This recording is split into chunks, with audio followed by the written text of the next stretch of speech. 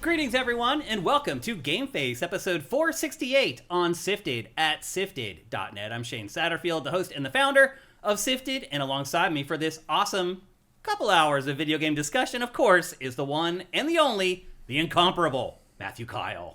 How are you, Matt? All right. Couple hours. You're very optimistic. Yeah, we'll see how that goes, as usual. Welcome to GameFace. Unfortunately, we're having, once again, and I will promise you this will be the last time that we're going to deal with this, but we're going to have problems. There's some statements. I know. We have problems with our chat PC again today. I am taking that thing home today, and I am fixing it. I'm not dealing with this anymore. So as of right now, we cannot see you guys. We cannot see chat at all. I think, Matt, you have them on your phone or something? I think so. Yeah. I don't know. Twitch is being weird. No. Well, we'll try to stay and connect with you guys through our phones until our computer hopefully pops up and we can get you guys into the show. But for now, it's going to be just Matt and I. How's your week been, Matt? It was good. Yeah. I mean, had a little birthday celebration this weekend. Mostly the birthday thing. That was cool. Yeah. Got to see just about everybody I know in SoCal. You were smart with how you did it. You're just like, I'm going to have an open house all day. Yeah. And you can stop by whenever you can make time. Because it was on Valentine's Day. Yeah. So a lot of people had stuff to do in the evening. So people with something to do in the evening came by earlier, run like lunch in early afternoon. And then other people came by later. Yeah. Did you have a good birthday overall? Celebrate your big milestone? I think so. Yeah. We got about 40, 45 people overall. So. That's awesome, man. That's a lot. Yeah. Any surprises that you didn't expect? No, I mean it was a guest list. Oh, okay. Sometimes people drag friends along, though. You never know. No, there's a couple of people I was a little surprised made it, just because I haven't seen them in a while. Like, people, I mean, not surprised because they told me they were coming, but it was like, some friends from San Diego drove up, which is nice. That's cool. One of our. Did Andrew come up? The guy I know. Yeah. And JP came by. I haven't seen him since our little X-Play reunion, I think. Yeah. Yeah. That's awesome, man. You did it right. Absolutely. Kept it pretty low stress, I think. Yeah. That's a good way to do it. Well, welcome to GameFace. This is the flagship show of SIFTD at SIFTD.net. We're usually here for a few hours. You guys are probably wondering what's going on with GameFace TLDR, which is the shorter, more truncated version of GameFace. I've been working on that in the background for the last several weeks, and it was very close to happening last week. Got a little kink in the production process. However, I believe this week, with 468, we will finally unleash GameFace TLDR. I'm calling it basically the same entertainment and information that you get from GameFace in 1/3 of the time. It's going to be roughly around an hour, probably a little bit over, I would guess. Kind of looking at how things have been shaken out so far with edits. It looks like it'll be just slightly over an hour. And look, I don't want you guys to freak out. If you're a patron of ours right now or a subscriber on our old subscriber system at SIFTD, GameFace isn't going to change. We're going to still unleash the full 3-hour episode of GameFace every week for our patrons and actually for our YouTube channel as well. So don't worry. The GameFace that you know and love isn't going away. We're just offering something for people who cannot afford to spend 3 hours a week listening to a video game podcast. So, like I said, all the information, all the fun, truncated down to about an hour, and it'll be a polished show. There'll be transitions, and I think you guys will like it if you check it out. And look, I'm not going to judge. If you guys decide as our patrons that you'd rather watch TLDR instead of the full GameFace, totally cool with us. It doesn't matter. We just want to provide options, and particularly, we want to provide options to our YouTube audience. Because honestly, we're probably the longest video game podcast on YouTube right now. There's a couple others. I said that once before, and somebody was like, here's one. So there are maybe one or two others that do 3 hours. Most do not. So we're trying to bring ourselves in line, and maybe another way to rephrase it is respect the viewer's time a little bit. Obviously, 3 hours is a big commitment for a video game podcast every week. So we want to provide an option for people who maybe aren't quite as engaged as our patrons. They are making everybody go back to the office, so you need that is true. For the commute. Yeah, people are starting. That's true. Everyone has to commute again. Yeah, but like I said, OG GameFace is not going away. It's going to be here for the people who love it, just as it is. So don't freak out. Nothing's going to change about the show. If you're a patron because the show is 3 hours, you're going to still get the 3-hour version of GameFace. But TLDR will be there as an alternative, and we'll see how it all shakes out. You know, I'm still trying to figure out how to publish that, whether I want to publish it. Maybe, Matt, you can chime in on this too. Do you think it's smarter to publish TLDR and the full GameFace at the same time on YouTube, or should I stagger it like a day? I think you should stagger it. Yeah? Yeah. It is a little much, maybe, getting 2 versions of the same show at one time coming into which your one? feed. You know, put the full one up and then put the digest up a day or two Maybe later. the day after. Maybe 24 hours after. Yeah, so maybe what we'll do is we'll put up OG GameFace on Saturday for our YouTube audience, and then on Sunday maybe we'll roll out TLDR. And again, please leave your opinions on this in the comments below. Obviously, you guys matter more than Matt and I do, to be honest with you. Really, all I'm doing is trying to make people happy. So that we have to watch the whole thing. Yeah, we have no choice. So I'm just trying to make people happy. Yeah, because I think our show is awesome, but I can understand why some people would go 3 hours and be like, 3 hours with those guys, what the or hell? of any guys. Like, I mean, that's a long time. So I get that, and It's a we're long time with yourself, really.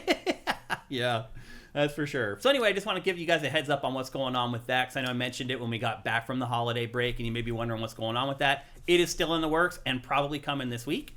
And then a final piece of housekeeping for this week is Pactor Factor. We are finally going to shoot another round of episodes. It has been a while, and I want to apologize because it has been like a week since we've had any episodes of Pactor Factor on the site and on our Patreon.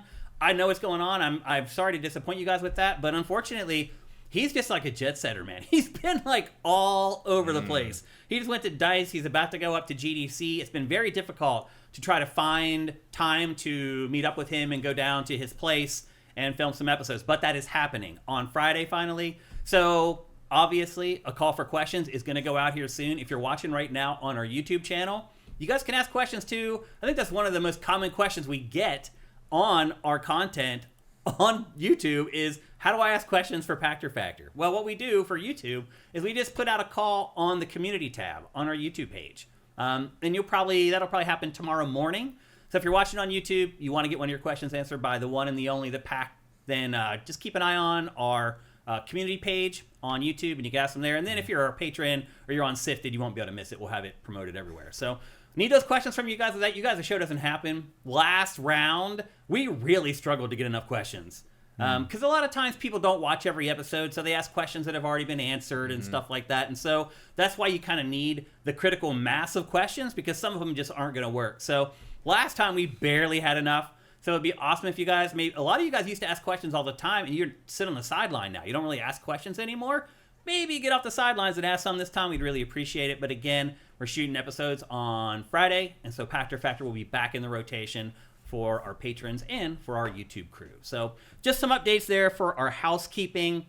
I think that's about it, though. Things are kind of slow in the industry right now as far as news. It was a very slow news week because PlayStation dominated the news cycle this week because it had a massive state of play that I would argue is kind of on par with some of the E3 press conferences it's had in the past, because it's the only one in town now. It's the only platform that really matters for that stuff. So it kind of has the pick of the litter as far as what it wants to show in its state of play. Well, a lot of it was stuff that was on everything else. So yeah, I mean, there's a lot of stuff in that looked really cool, but I'm like, well, I'm going to play that on PC. You know, does it matter that? Well, PC, you're right. Yeah, but like as far as Xbox is concerned, like it doesn't matter anymore. No, I'm never talking about Xbox. Yeah, I guess we don't anymore. It's really I'm struggling to get over that hurdle. I think still. I've been over that for about 6 years. You have, so. Yeah, that's true. Actually, that is a good point. But anyway, we are about to talk about Sony State of Play, and you guys know how we do here. We blow out events unlike anyone else. We're going to take you through all the big games that were shown off in the State of Play. We're going to provide analysis of each one, and unlike pretty much any other gaming podcast on the planet, we are going to show you footage of the games. I know. It's really bizarre, Matt, that people think that someone wants to look at their face for 3 hours straight, but we understand. You guys are here to check out the games. Our content is all about the games first. So anyway, we're about to rock out the Sony State of Play. The Sony State of Play. But before we do that, of course, here's a word from our awesome sponsor, Ellis Cream. It's Ellis Cream, the fine cream liqueur crafted by fellow gamer and sifter Stevens Charles. Inspired by the Haitian drink Cré Mas, Ellis Cream delivers an award-winning experience with every single pour. One sip and you'll see why. It's a party favorite. The silky blend of fresh cream and premium neutral grain spirits mixes great with everything. I dare you to put a shot in your coffee, I've been drinking it for years and still, I find new combinations that taste incredible. LS Cream is the kind of drink that keeps surprising you thanks to its notes of vanilla, cinnamon, nutmeg, and coconut. Take it to any gathering and watch it steal the spotlight. We've never seen anyone resist. Ready to join the fan club? Head to creamls.com/sifted for recipes, retailers, and online orders. That's creamls.com/sifted. That's right, sifters. Go to creamls.com/sifted. Join the cream team and cream ass dad ass with some LS Cream. Probably at this point, I would say my favorite liqueur on the market, which is big words, I know, but I believe it with every fiber of my being. LS Cream is an incredible liqueur. You can mix with just about anything, and it tastes great. Head on over to creamls.com/sifted. You can find bottles there. There's a bottle locator. You can figure out how to get one locally or online. And we've been talking about the LS Cream 5K Challenge for a little bit here on GameFace, and that is still happening. So if you can find yourself a bottle while they're getting their distribution sorted out, get yourself one, start working on your drink, and upload those images to Instagram. And good luck at the LS Cream 5K Challenge. Matt, you said that there were some Prime subs in our chat. Some Prime subs and level 3 community train. Wow. Which I think used to be the hype train, but now they changed really it. Turned out. I guess it joined a 10-step program and joined a more meaningful time of its life. Community train.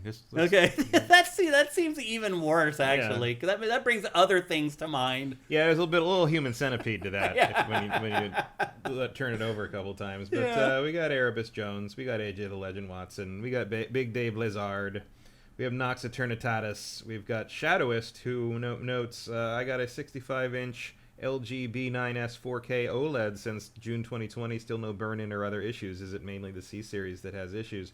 I have a C-Series that I've had since 2017. No burn-in, no issues, no nothing. And I'm bad about it. I leave the PlayStation thing up for a long time. And it's no issues. I don't know. The reason they're asking about this is because my OLED does have burn-in. And I mentioned it on the Shane Satterfield show this week. So I was on YouTube, and on some video, the whole screen went red, and I could see the Rocket League boost meter, the YouTube logo from the YouTube app on the LG TV, and then like a thing on the bottom right from Rocket League that are permanently burned into my LG CX. Well, I don't think I do, but I'm not going to look too close. I told people in the show, I was like, I do not recommend doing this. Just go on. I'm like, I was blissfully ignorant for years and years, not knowing that my TV had burn-in, but it does. And I don't want to go into the whole tirade that I went on in the Shane Satterfield show. You should watch that show, by the way. But basically, I told a lot of people to buy LG OLED TVs. And so I felt it was my duty to go on the show and share with people my experience. So, honestly, if that red screen hadn't have popped up, I'd have never known. But it did. And so, there's burn-in. And I really did my homework. Like, there was that guy... What's the dude that does game content? He has like a really long dark hair and like a goatee. Wolf Den or something. Wolf or something. Anyway, he did a crazy... Wolf Den, Badger Den. Something like that. He did a crazy test on the LG TVs where he put up Breath of the Wild and paused it and left it on the TV for like 3 weeks and nothing burned in. And I was like, well, then I'm good. And because I watched that, I felt good about recommending the TV to others. And obviously...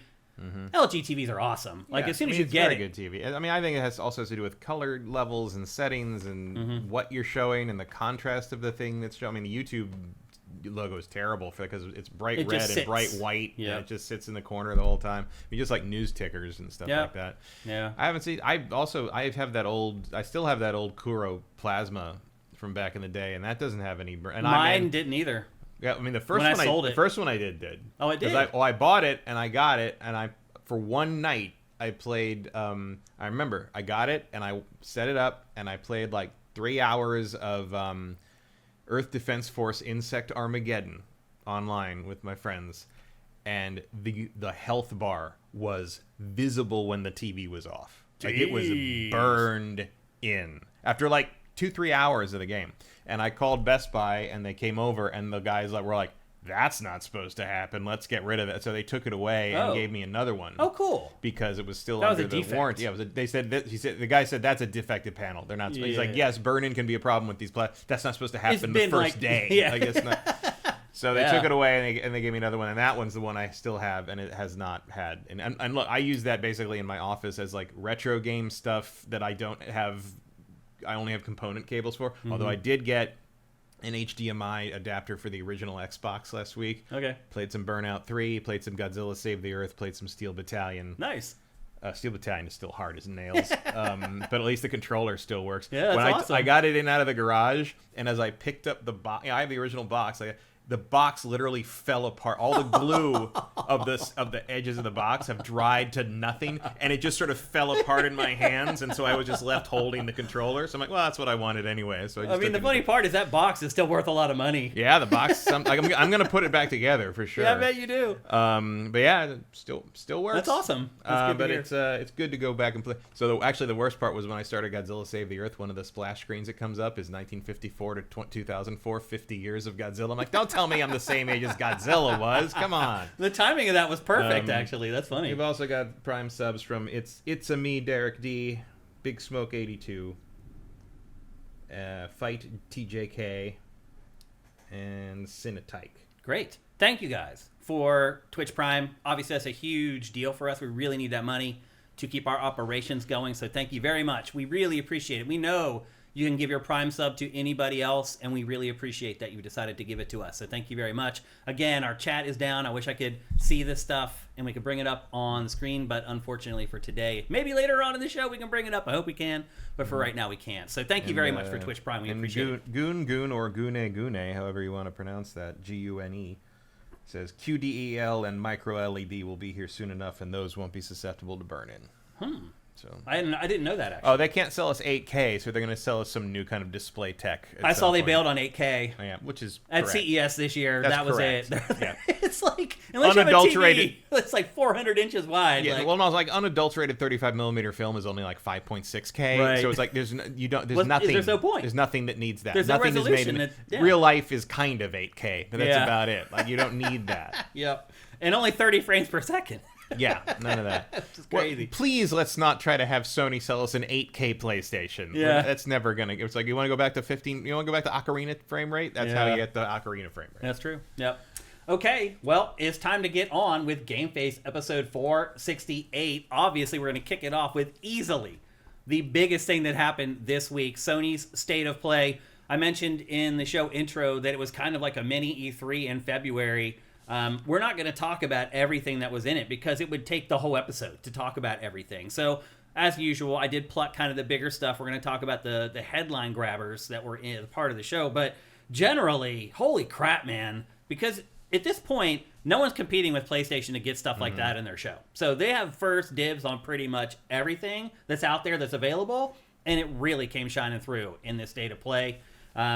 Probably the biggest headline, just generally from this whole thing, is God of War. And there is a God of War trilogy remake in the works. I believe Sony Santa Monica is doing the heavy lifting on this. Has that been determined yet? I haven't seen any kind of detail on that. I mean, their logo does pop up in this, but you don't really know whether it's just them consulting on it. Yeah, I mean, they're definitely involved, but I don't know. I think I saw somebody who's actually making it, but I don't remember what it was. Well, the other problem, too, is that whenever I work on our B-roll, I cut out all the logo screens and everything, so it's just clean footage, so we're not going to have it in here. I feel like there was a logo where I'm like, okay, I can't remember. Unfortunately, I took it out of this because that's how I handle our B-roll for GameFace, but it is... Yeah, this being the only first-party thing was odd to me.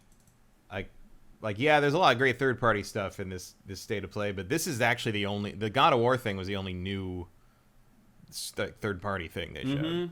Yeah. Or first-party thing they showed, rather. What does this tell you, Matt, that they're going back to remake the first 3 God of War games? I mean, I think it's a good thing because that collection is trapped on the PS3. So, I mean, and there's other stuff that... This was actually a really good State of Play for rescuing things from the PS3. A couple of my top picks are being pulled off. Yeah. So, I'm on board with that. I mean, I think it also means that we ain't seeing the next actual God of War for a while. We're probably looking at PS6 for that, I think. So here's the thing. There were rumors for 2 games for Sony Santa Monica that have been floating around for years now. One was that the next God of War was going to be based in Greece.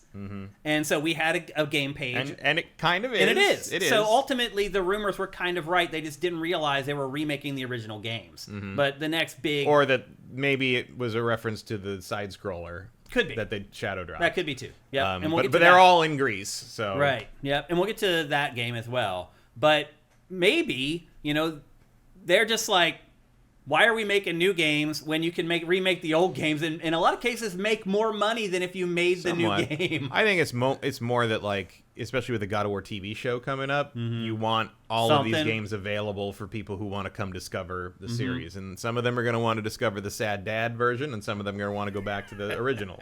And I think the originals are still really good, and they're worth preserving, and they're worth having on modern systems, so I think this is a good move. Yeah, so the rumors were there was a Greek game coming from Sony Santa Monica, which appears that this Trilogy remake collection is what that was about.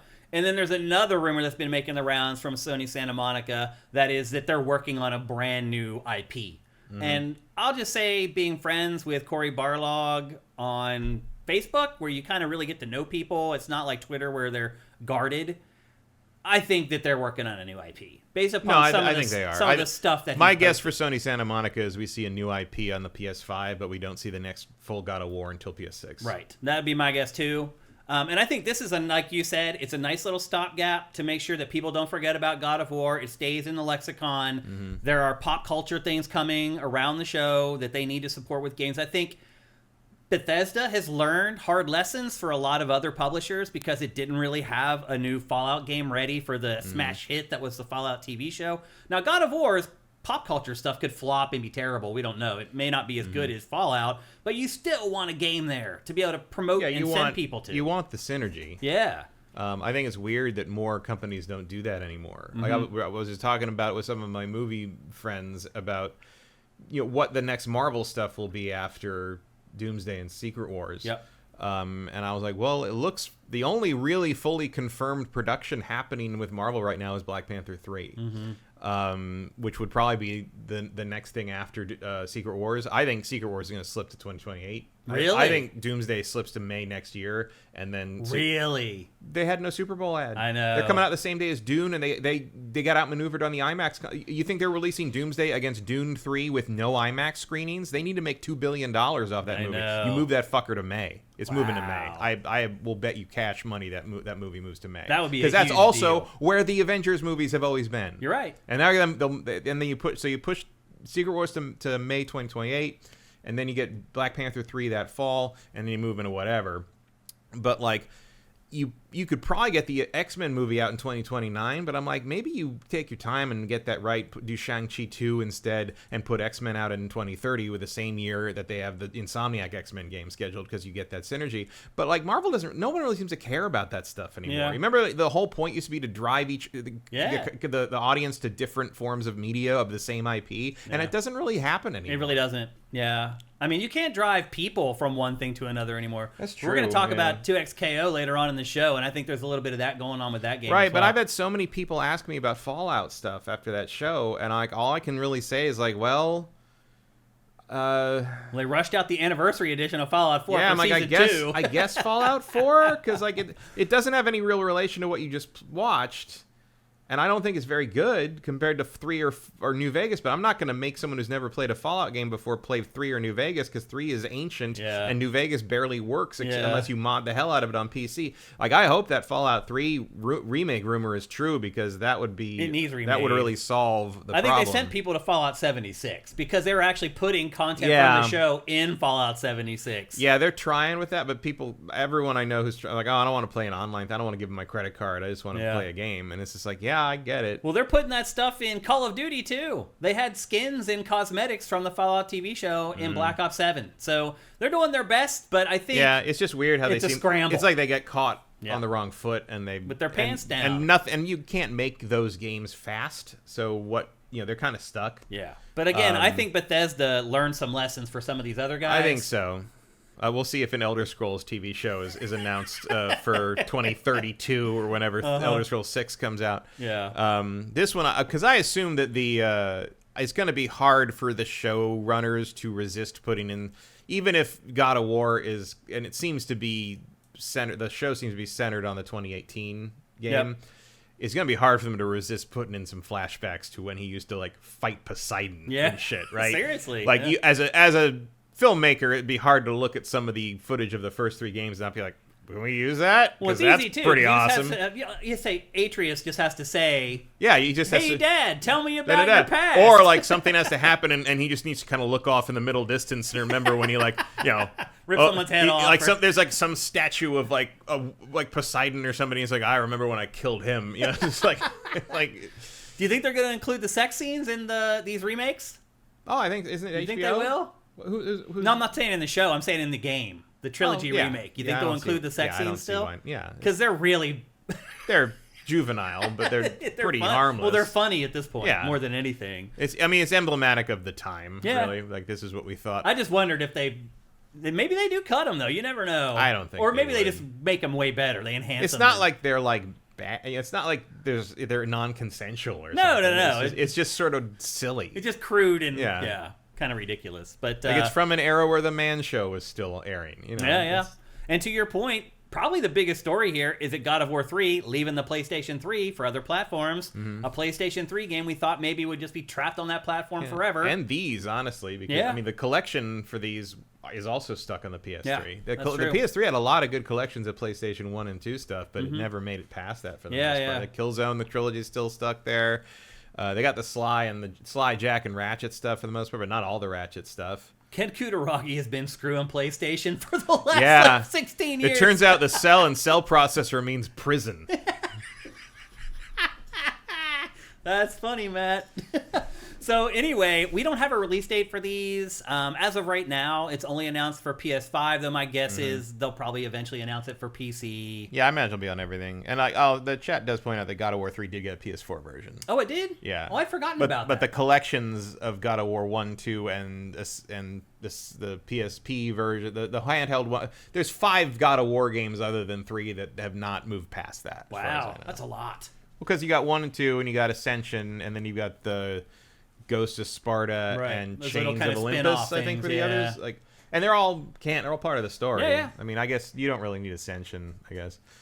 I don't even remember what happened. That was a prequel to the existing PS2 trilogy of like, I think right at when he was working for Ares. Okay. Like, is when he was doing Ares' dirty work, Gotcha. if I remember right. And it had like a weird, like a multiplayer aspect to it. It was odd. Yeah. But anyway, we have no release date for this. Did they say it's early in development or something? I think they said that. Yeah, I mean, I don't think it's this year. Yeah. They said development is in the early stages. I quoted that in so my you're notes. probably, I mean, this could be 2 years out. Yeah. So there will be a nice gap between God of War releases at that point. Mm-hmm. So I would guess probably 2028. We maybe get this, and then maybe we get 2030 for the 2030, 2031 6 launch for that. Yeah, it's possible. Because that's what it's looking like right now. But somewhere in there, I think we do get whatever that original IP is that Santa Monica has been rumored to be on. Yep. So anyway, again, that's the God of War Trilogy remake, and no release date for that yet, but we're thinking 2028 roughly, something like that. And then next up, definitely the biggest surprise of this whole press conference was God of War Sons of Sparta, a 2D side-scrolling take on the God of War franchise that serves as a prequel to the franchise. So I'm curious, was Ascension later than this? Oh, yeah. Okay. He's a kid in this. He's a boy in this. Ascension is after he's working for Ares. Okay. Like, it's probably like 2 years before God of War 1. And this is him and Deimos. Is that how you say his name? Or Deimos, I Deimos. think. As boys growing up together. He's got a moon of Mars named after him. Mm-hmm. What do you think of the look of this game? Because if you actually watch some of the follow-up stuff, this game was something else. And they woke up one day and were just like, why don't we just contact Sony Santa Monica and ask if we can turn this into a God of War game? And they did. They emailed him the next day, and Sony Santa Monica was like, yep, we love it. And they turned a game that they were already working on into a God of War game. And this studio is in Pittsburgh, by the way, called Mega Cat Studios.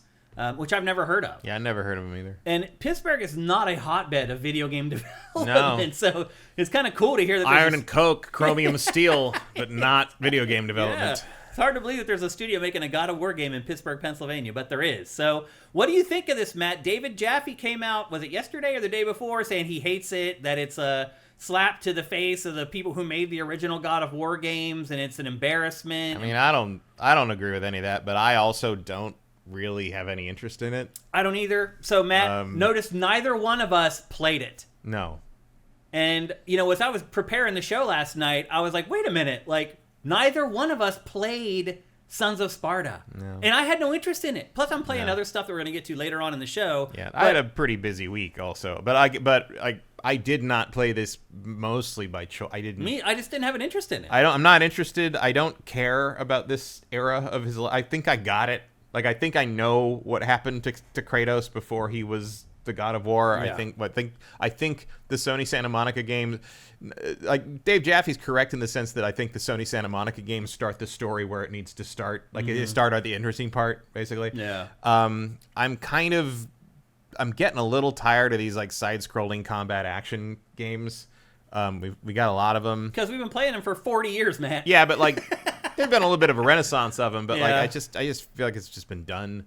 And it's kind of pricey. Yeah, it's like $30. $30. That's a lot for that.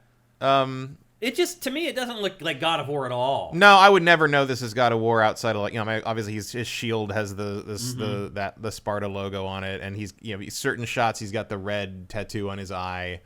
It's there, but it didn't surprise me at all to learn that it was not originally a God of War game. Well, you can see in these trailers, there's moments in these where they try to show you this is God of War. The ending shot of their trailer, it shows Kratos jumping in, he's going to dive the spear into the head of this monster, but it's just in 2D, it just doesn't it doesn't sell track the same way. It doesn't feel like the same world.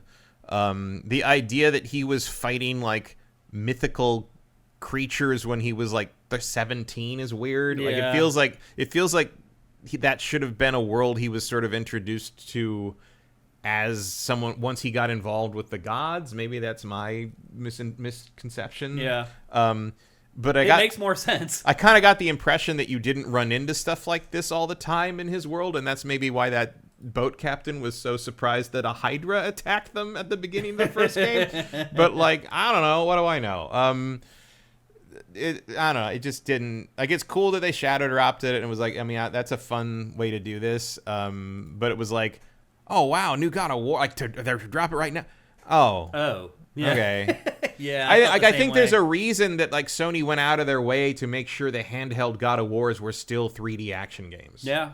I love 2D. I love pixel art. I love hand animation. This should be right up my alley, and I don't care.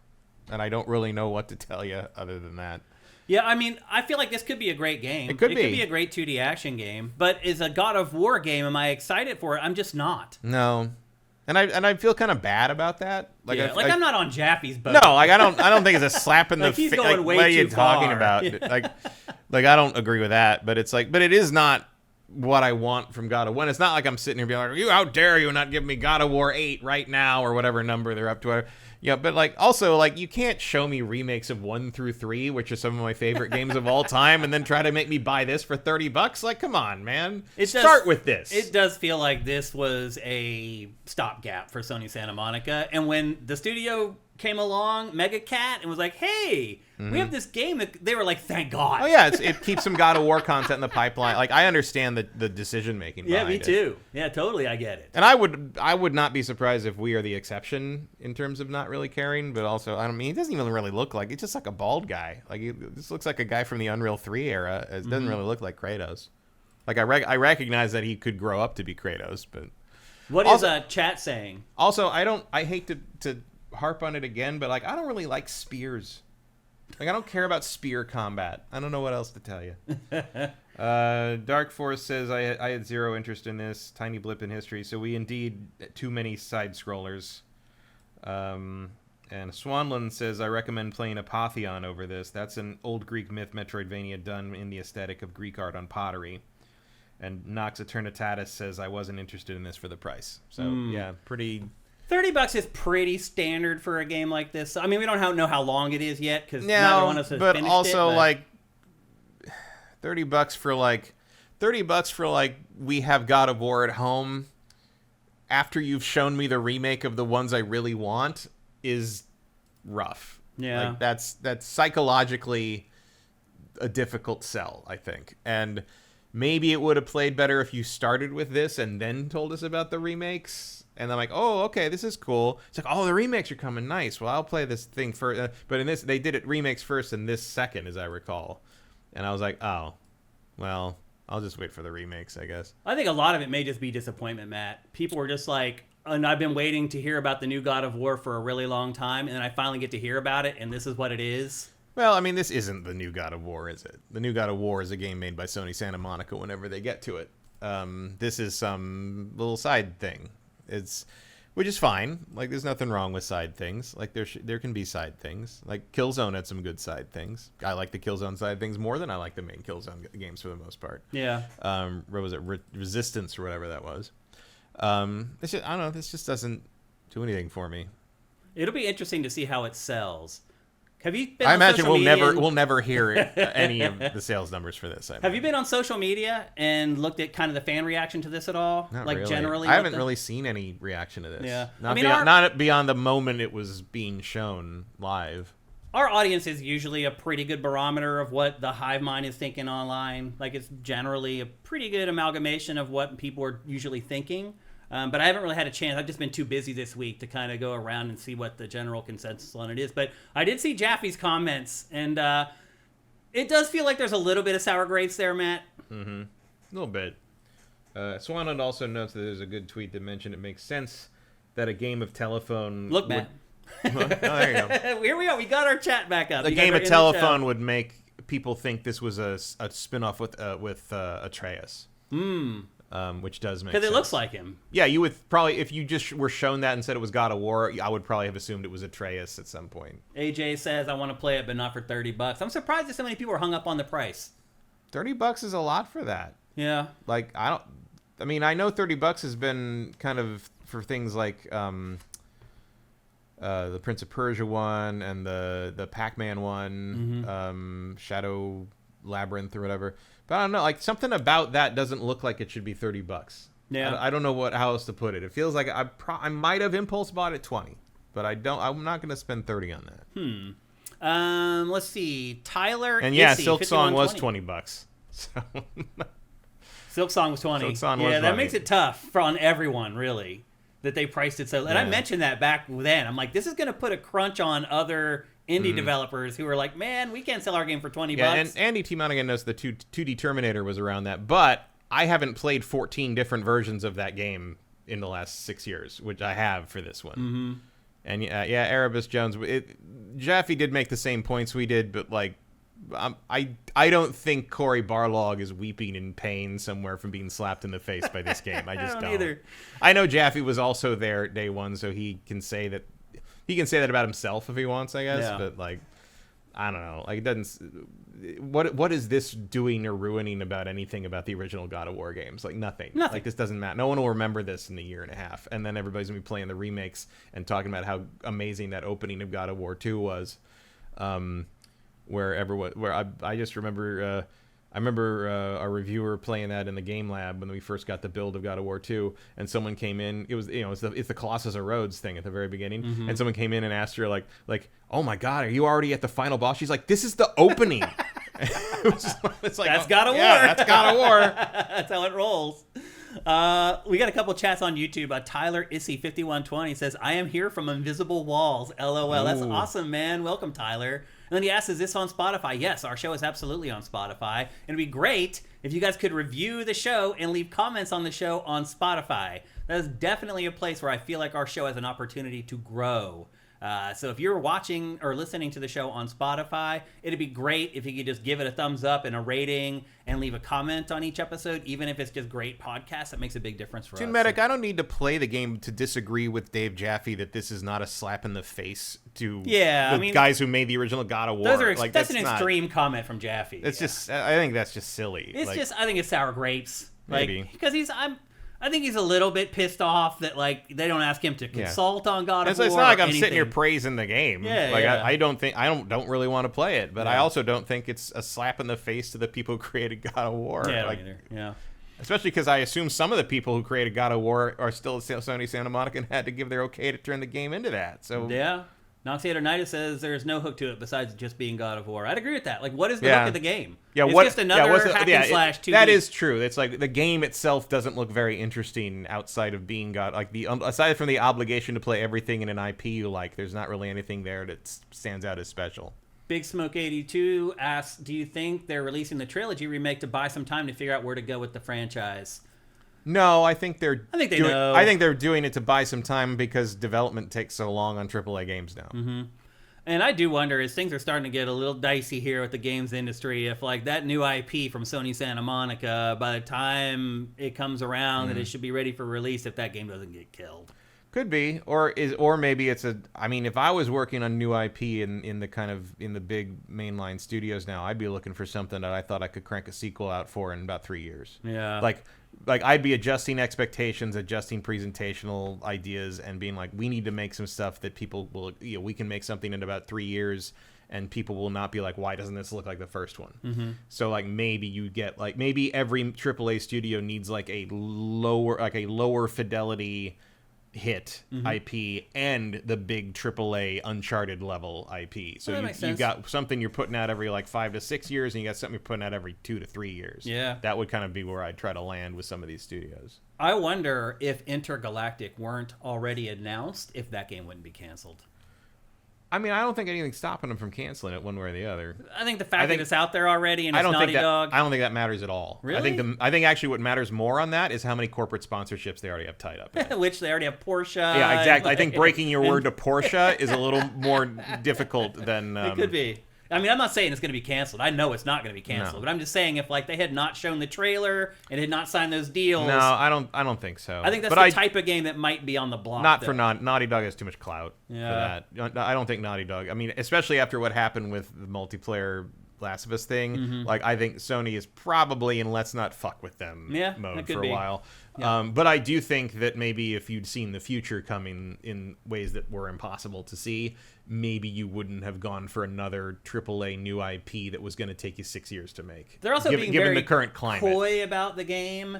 What we've seen in that trailer is not the game. I have pretty good sources that are like telling me like don't get caught up in the trailer, and I don't know if being coy with people is a good idea right now. And it doesn't. Here's the thing: it doesn't matter because nobody knows that happened. Yeah, like only the core of the core even know that game exists. It does not matter until they advertise it on the NBA playoffs or the NFL playoffs. Yeah. Like nobody, none of it matters other than us. Yeah, but we don't matter. Knows. Yeah, like there aren't enough of us to make the influence on something where like something that's got to sell tens of millions of copies to matter. What they need to do is make that appealing to someone who sees a 30-second commercial for it during the Steelers game. Yeah, that's true. Okay, we're going to move on to the next game we want to discuss from the State of Play. And again, this is like a little E3 press conference we got going on here. Next up, I want to talk about Control Resonant. They showed a big chunk of gameplay from this game, and Matt, they're still saying 2026 for the game. Yeah, they did double down on 2020. Still no date, but they said which this year. Which still doesn't mean it's coming out this year. No, but they did like kind of make a point of saying we'll see you this year for the. I mean, they didn't just throw a little graphic up. They had a human being say like we can't wait to share this with you in 2026. So they clearly think it's 2026 right now, and they very easily could have delayed it. And then I'd have been like, oh, what a horrible pick for my fantasy team. But instead, they've sustained my hope for another 3 or 4 months. This would have been a time to push it back. I think if it gets past June without a delay, you're looking pretty good. I think it may be all right, yeah. What did you think about what they showed here? Because this is a huge departure from big Control. Departure. I don't know. I mean, I don't know. It looks cool. It looks like a really cool action game. It looks like a cool. I mean, I don't think I'd necessarily recognize it as Control. Right. Outside is that a good or a bad thing? Outside of the UI, like I can see it in the presentation. I think it's kind of a bad thing in the sense that I really liked what Control did. I like that kind of SCP, like weird X-Files-y sort of thing. Also, where are there casinos in New York? Yeah, well, this is in the future, right? Yeah, I don't know. I mean, there's casinos everywhere now. This Inception thing is cool where you can walk on the sides of like controlled gravity and stuff. Yeah, there's no up.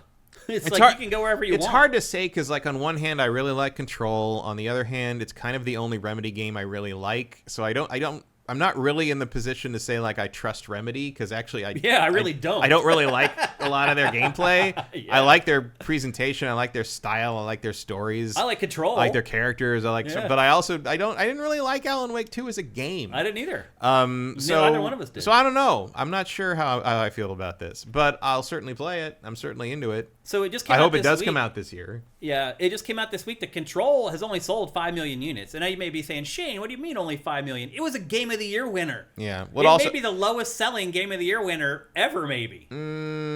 Probably not. No? I'd have to look at some stuff. It's close. But like, also I think a lot of those sales were after it hit deep discount. When it was like €5, $5. Or when it like got its Ultimate Edition. So my point is, it didn't sell extraordinarily well. Maybe it is smart to kind of do something in the same universe, but kind of flip the script on it. Yeah, I mean, there's nothing saying you better keep it the same or you won't have the success you had before with any of Remedy's games, really, except for Max Payne. Yeah. Really, I think their best revenue source coming up seems to be that Max Payne remake like collection thing that they're working on with Rockstar, consulting on with Rockstar. Yeah.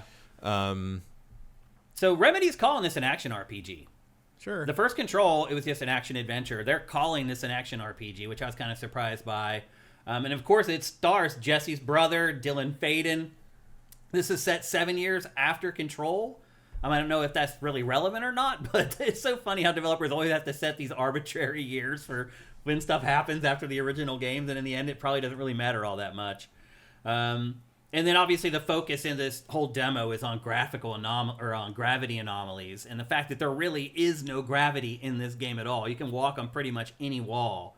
And then of course the big weapon is this big hammer. It's called the Aberrant weapon. Aberrant. Aberrant.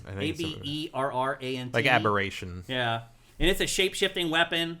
It's also kind of like a multi-form melee tool as well. But he also has other powers that extend beyond the weapons. Like he has like force powers where he can like push and do things like that as well. He has like he can grapple with his gravity anomaly. So there's like a grapple mechanic in the game as well. He also has a shift ability. And the biggest thing here, Matt, is that it's an open world. Well, it's not open world. It's like God of War open world. Mm-hmm. But if you remember Control, like once you got into the building, it was just this corridor game pretty much with some bigger rooms. So that's a big departure for this, that it is completely open world and you can kind of go wherever you want and do what you want to, instead of following a linear path. So I don't really care about true open world versus just big open areas. Yeah, as long as you have room to navigate. Because load times barely exist anymore, so who gives a shit? It really doesn't if you go matter. through a door and it loads something. No, like true. It doesn't really. That used to be a big deal because it meant you didn't have to wait for anything. Yeah, and now that's just not true anymore. It's not really a thing anymore. It's like the whole Metroid, like loading the doors. Yeah. Like if you had a real hard drive in the Switch 2, you wouldn't. Yeah, like for the most part, Outlaws feels entirely contiguous, except when you take off and land, and you're like, well, this takes forever. Yeah. But that feels. I was thinking about that because that feels like such an exception now. Yeah. So anyway, that's Control Resonant. As of right now, they're still saying it's coming out this year in 2026, but stay tuned. That could definitely change any month now. But for now, if you picked it on your fantasy team, it looks like you're safe. We'll see if that lasts. But I was pretty impressed with that gameplay trailer. Like, yeah, I felt like the debut trailer was pretty coy and didn't reveal much. Binge Watcher does note that one of the things Jaffe says having a teen rating for a God of War game is dumb, which I did. That is actually one of the things that doesn't track watching that is that he's not tearing those guys apart. Yeah, like that. There's no violence. And my guess is because the original game did not support that. Yeah, they're like, well, we'd have to delay the game 2 years to add the gore or whatever. They're just like not going to do it. So like I don't know. Like I don't think about that as like part of the God of War identity, but it is. It is. It absolutely is. Remember ripping his head off and the sinew and everything? Yeah. Like, I'll never forget But again, that is also just as juvenile and stupid as the sex scenes. Of course it is. Which is why I don't think they're going to get rid of any. I think that's part of the game. I think that's the charm of the game. And if you want to call it the charm of the game. But it is. I mean, now it feels like a relic, but that's also a kind of charm. Part of the story. Absolutely. Yep. Next up, a game that nobody had heard of before this state of... Well, we had heard of it. We had a game page for it on SIFTD, but it had just been mentioned in one of Krafton's financial reports at the end. They're like, oh, yeah, we're working on this other game, blah, blah, blah. And most people ignored it. We did create a game page based on it, and now it's finally been revealed. It is a game called Project Windless. And... it is based on a Korean fantasy novel series called yes, the bird that drinks tears. I have actually heard of this. Yeah, and most people have not, though. And so people were very surprised to find out that this is a crazy, gory action game that stars a massive frickin' chicken. Yeah. Colonel May Fry, we call it. Colonel May Fry? That's great. That is frickin' hilarious. That's funny. So this is an open world game, unlike Control that looks open world but isn't. This one actually is, and it also has Dynasty Warriors elements to it. It's kind of like you against the masses or whatever. Yeah, this is apparently it's a prequel to the books. Is it? It takes place like a lot of years. Yeah, I have it in my notes like here 1,000 years or something before. It is. It's 1,500 years before the original story. During a largely unexplored mythical age that Krafton says enables the game to serve as an entry point for global audiences while also expanding the universe for longtime fans. Are there longtime fans of this? In Korea, yeah. This is kind of like Witcher in Korea. It's a big deal there. Oh, okay. And I mean, it's a big deal enough that I've heard of it. Kind of like Journey to the West in China? No, this is a modern book. But I'm just saying, it's this literary work that is a big deal. Not literary. It's like Witcher. It's a modern fantasy work. I see. Gotcha. It is a it's a fantasy It's work. Modern. It wasn't written. It's not ancient. 80 years ago. No, this is like The Witcher. Okay. It's a modern, as far as I understand it, is a modern novel series. I believe the author's still alive and writing more. I think it's an ongoing series. Yep. You play as the hero king, and that is literally his name. A legendary warrior of the Recons, a race of towering massive bird beings known for their overwhelming strength and ferocity. The Reckons are one of 4 different intelligent races in the Project Windless game world, alongside 3 others that I'm not even going to try to pronounce. And the humans, I can pronounce that one. And each one of those has their own unique culture, conflicts, and worldviews, and you'll bump into those different cultures as you explore the open world. And as we said, it's set 1,500 years before the original story. They developed their own engine for this, Matt, called the Mass Technology Engine. And I think that has to do with dealing with the large amount of enemies that are being on screen at all times. Well, at least they didn't license Koei. Yeah. Yeah, maybe you should make your own. Yeah, and while you do handle most of the combat by hand with pushing buttons and moving the sticks, there's also a tactical element to this. And they've been doing that with the Dynasty Warriors franchise off and on. But I've never found that they've done it to the degree I want them to. Right. So maybe this will. Yeah, because it's always been annoying in the Dynasty. It's annoying, Warriors. and it doesn't really feel like it matters to the point that it doesn't feel like it matters to the point that it affects how the battles play out in a real way. I want to have that. Sort of like what the Total War does, where it's like your choices on that larger scale determine what the battle you then fight on the ground is. And in Dynasty Warriors, it's always still like, well, you're still just going to go to this same map and have the same objective and fight the same things. Yeah. Like, maybe this will do something a little more involved, which would be nice to see. This game is so gory. Oh, it's really cool. It's really awesome. I mean, I know you're a giant chicken, but like, I've played dumber things in my time. So my question, though, is like, how did this get greenlit? It's a giant hit in Korea. Yeah. It's like, how did The Witcher get greenlit? Does Krafton do most of his business in Korea? I don't know if that's most of his business in Korea, but PUBG is its big game. But more and more, there's no reason something that's a big hit one place can't be a big hit another place. Yeah. So now more than ever. Yeah, for sure. And like everybody wants the next breakout thing. We don't get enough of these big epic action RPGs on this kind of production scale. Like, so there's a thirst in the market for it. So I totally understand why it exists, especially if you can make some. I mean, everyone remembers the fucking game with a giant chicken in this state of play standing out is an achievement, and they did it with a Korean fantasy novel series prequel where you play as a giant friar. Like, Leslie escaped with a chicken. It does feel a little bit like these are the extremes that you have to go to in 2026 to generate attention. I mean, I mentioned Human Centipede a while ago. That was also from an era where, like, to do something that made you stand out in horror, you had to do something crazy. Shocking, yeah. And, Terrifier as well is sort of like it's that. the same deal. Yeah. So and it feels like a shock to the system. I in think a lot of think ways. so. Yeah. Yeah. And I think it might work. I do too. I mean, I would say the same thing about Crimson Desert. Yeah. Yeah, that's starting to build a lot of hype too.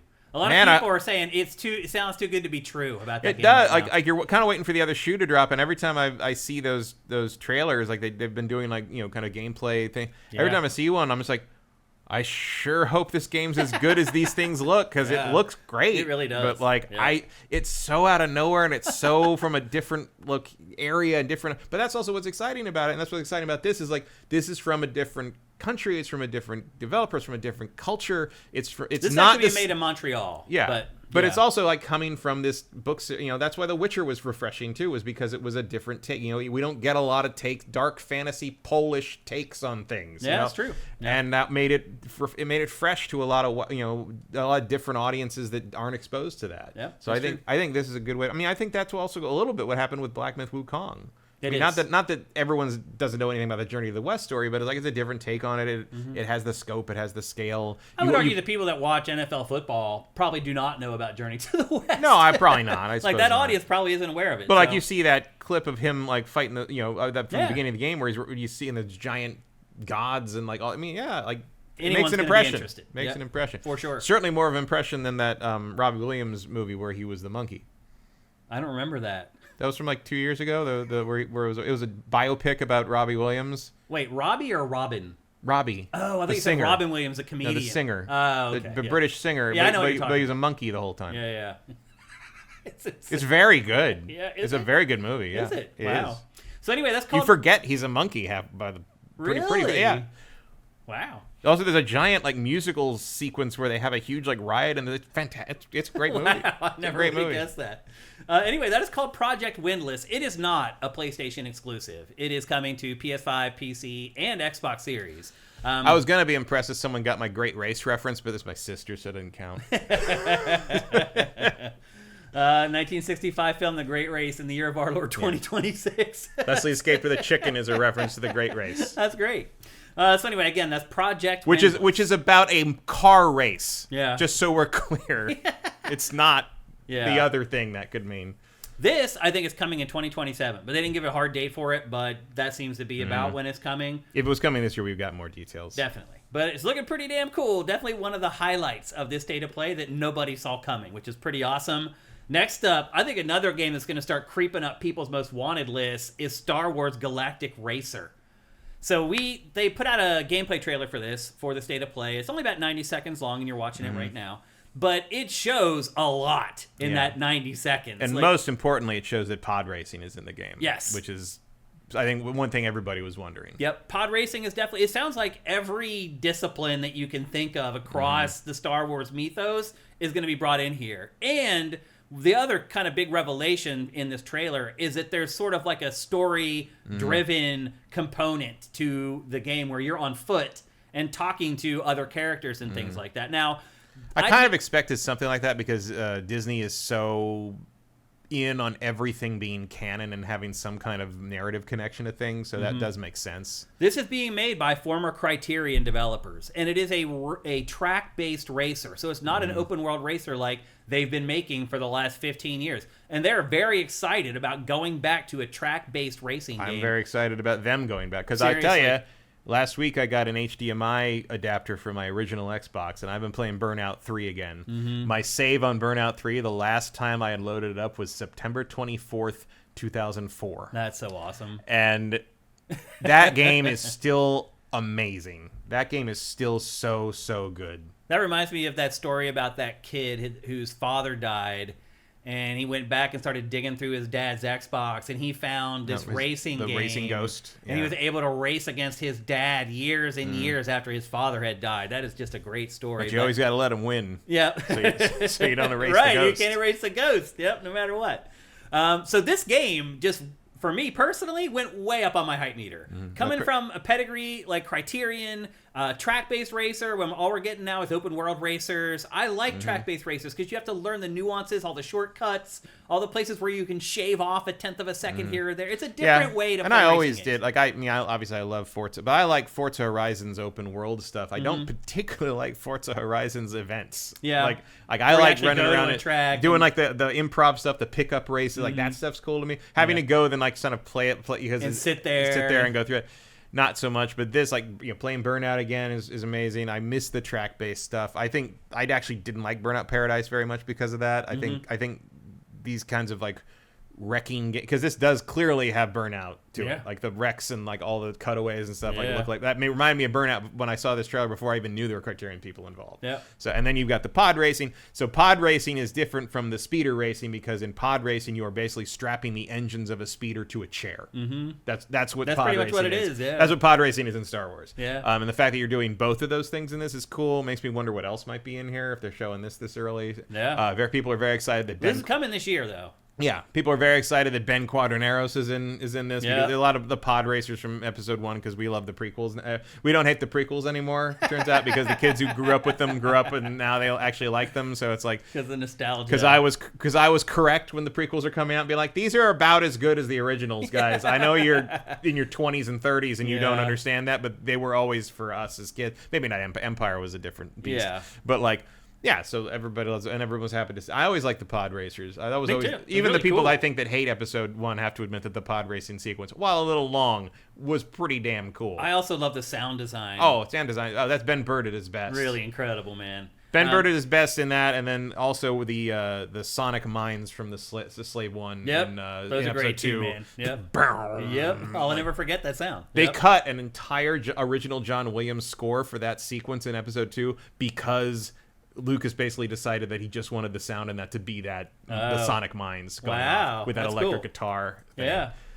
So this is supposed to come out in 2026. As we said, it's a track-based racer. This is the first game from this new studio, Fuse Games. But again, it's made up of a bunch of people who've been working on racing games for literally decades. And they said that as far as like the characters are concerned, it'll feature a good mix of new faces and classic characters. They said probably Luke Skywalker will not ever be in the game because of how the timeline works. Or I mean, yeah, we don't really know where Luke is at this point in the new canon. Also, we don't. Why would you want Luke Skywalker in a pod racing game? I mean, I guess just want Luke. He could show up and but like he could be the official. You can't like you can't throw Luke around like he's just right. the mascot of Star Wars. He's only got a he was very cool when he showed up at the end of Mandalorian season 2 because they are careful about how they use it. Yeah, they don't overuse it. I'll tell you what it would be cool to see like Dengar show up. Because he was a pod, as one of the bounty hunters from Empire. He was a pod racer. He's a racer, speeder racer, and the reason he's all bandaged up and he hates Han Solo is because Han Solo pulled a dirty move during a race, and that's why he's bandaged up. Is like Han Solo hurt him, like caused a wreck or something. You could put in, you put in a lot. I mean, obviously they've got old Sebulba running their league, which is cool. Like there's a lot of references you can. That's Sebulba's racer right there. Like there's a lot of cool stuff you can throw in.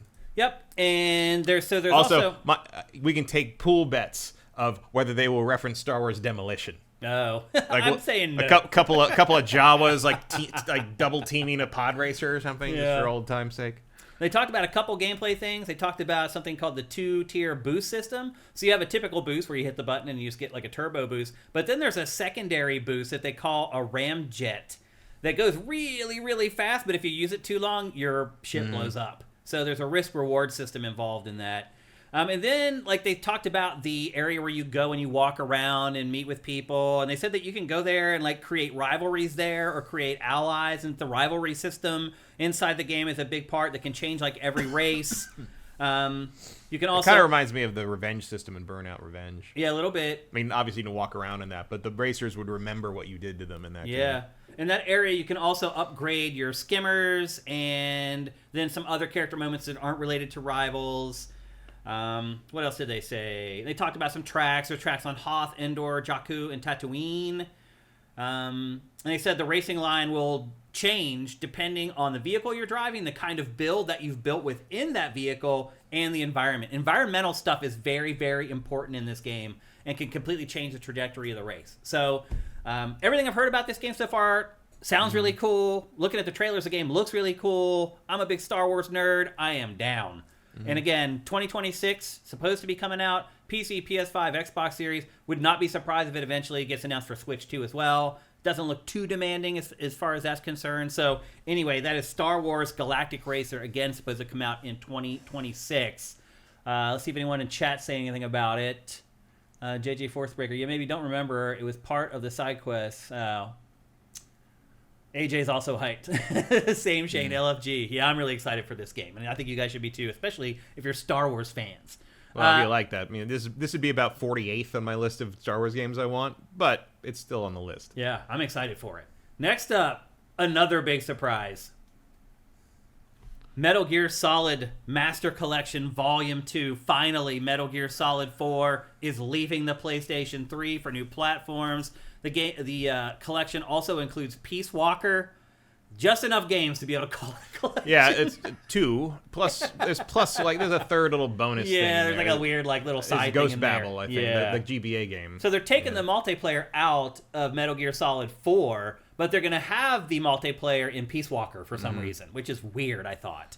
There's only so much you can do. You would think you'd keep the MGS4 and get rid of the Peace Walker multiplayer, but that's not what they've decided to do. I imagine that it was easier to deal with whatever Peace Walker was doing rather than whatever the PS3 was doing. That could be, yeah. They're just like, you know what? We got this campaign to run. Like, screw the rest of it.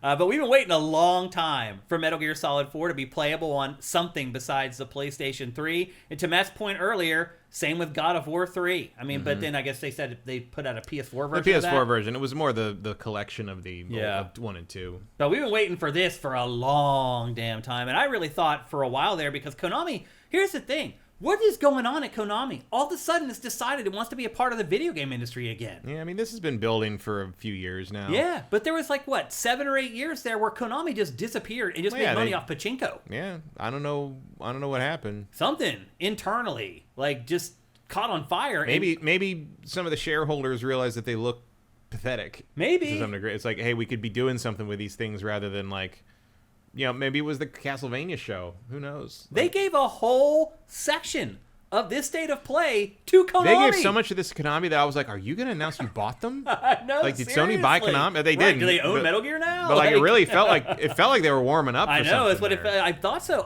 Who would give Konami their own section in a state of play in 2026? But it was great. They had great They lot of delivered stuff. the goods. They actually got the goods. So I'm very happy to see an old publisher like Konami that I really thought was going to go away kind of revive itself and become relevant again. I mean, I expected this would happen sooner or later because either that or you basically cancel the Master Collection after one volume. Right. It's like you can't skip 4. Well, I remember we were talking about it. We're like, well, what's going to be in Volume 2? Because we assumed they'd never get MGS4. No, I said they had to be in it. but that was the only option. But we're like, are they really going to do it? Well, you said either they do. I'm like, I mostly agreed. It's like you said, well, they're just going to not do it. They're just not going to do another Master Collection. I'm like, but they called it Volume 1. They did, it's like, what? It doesn't matter. Yeah. So here they are. Maybe they're in this so prominently because maybe they had Sony's assistance on this. Because it wouldn't surprise me if they had to have some PS3 experts come in and be like, here's how you do this stupid shit. Yeah. This is coming August 27th. This is also multi-platform. It's coming to pretty much everything, so it's not a PlayStation exclusive, but this was the right place to debut it for sure. Because, let's be honest, Metal Gear is a PlayStation franchise, just like Grand Theft Auto is a PlayStation franchise. But, it's finally Metal Gear Solid 4, which I did like a lot. I know it's some people hate it. Some people don't. All the Metal Gears. It's got their lovers and haters, but it's nice that it's been freed and preserved. Yep. And this is, by the way, OG footage we're seeing right here, B-roll of MGS4. The other stuff, I thought that it looks really good. Yeah, it still looks good. It's got a pretty nice little upgrade here compared to the original PlayStation 3 So did version. the update they pushed to the Master Collection 1. Oh, really? They pushed the high-res textures and some refinements to Metal Gear Solid 1 and 3 in that. I didn't know that, actually. And they look really, they showed it right after this. Oh, okay. But they look real good. They don't look like, Metal Gear Solid Delta or anything, but the difference is very noticeable. Yeah. Yep. So I'm excited for this. Will you play MGS4 again, Matt? I'll try. Because I've only played it once. I played it when it came out. I reviewed it. And that was it. I did not review it. However, our review at Game Trailers for that is one of the most notorious reviews that we ever did. We gave the game a 9.4. Yeah. And got carpet bombed by hate. Because it wasn't a 9.9 or whatever. Yep, and so Penny Arcade made a comic where it had two numbers talking to each other. I remember that. It was the number 4 and the number 7 talking to each other, and they're basically saying, like, we're so the same, but why are people acting like we're so different? And that was the gist of the comic or whatever. And so that was the one time that Game Trailers generated a Penny Arcade comic, was our review of MGS4. We gave it a 9.4, and people were mad. It's just crazy, man. X-Play never got a Penny Arcade. Yeah. We did get a VG Cats though. Oh, you did? Not as complimentary. Whatever. Oh, was it like negative? It was shitty. It was being. Well, dumb. so Penny Arcade wasn't making fun of us; they were making fun of the people. They making fun of the other people. Yeah, they were like giving us hell for a 9.4. Penny Arcade did do a G4's stupid comic, but it was like the week it launched, before we were there, and just making fun of the launch and Pong and just all that. No, they were making fun of like it was one of the hip hosts like saying it's like I'm wacky and wild in a really rehearsed way kind of thing. And Gabe's like, what are they doing? Who does the gamers aren't? That's not what this is like. And Tycho's like, yeah, but what do we really do? We sit around, we drink stuff, we talk, we eat snacks, and we play games on the couch. Like, this is tedious shit. You got to make it something. You can't just put this on TV. And now with the era of Twitch, it's sort of like, no, you pretty much could. It turns out you really could. So anyway, there you go. That is the Metal Gear Solid Collection Volume 2, again coming on August 27th to pretty much all the platforms. Next up, another pleasant surprise and another one from Konami, a brand new Castlevania game. Castlevania Belmont's Curse, coming from Evil Empire and Motion Twin. Motion Twin did the Dead Cells game, which is a great Metroidvania all on its own. And had Castlevania tie-ins. Yep. So it all tracks. Yep. And so I can't think of a better studio to work on a new Castlevania than Motion Twin, really. I think they did a great job of choosing a partner for this. What do you think of the look of it? People are pissed off that it's like clean and it's not pixely.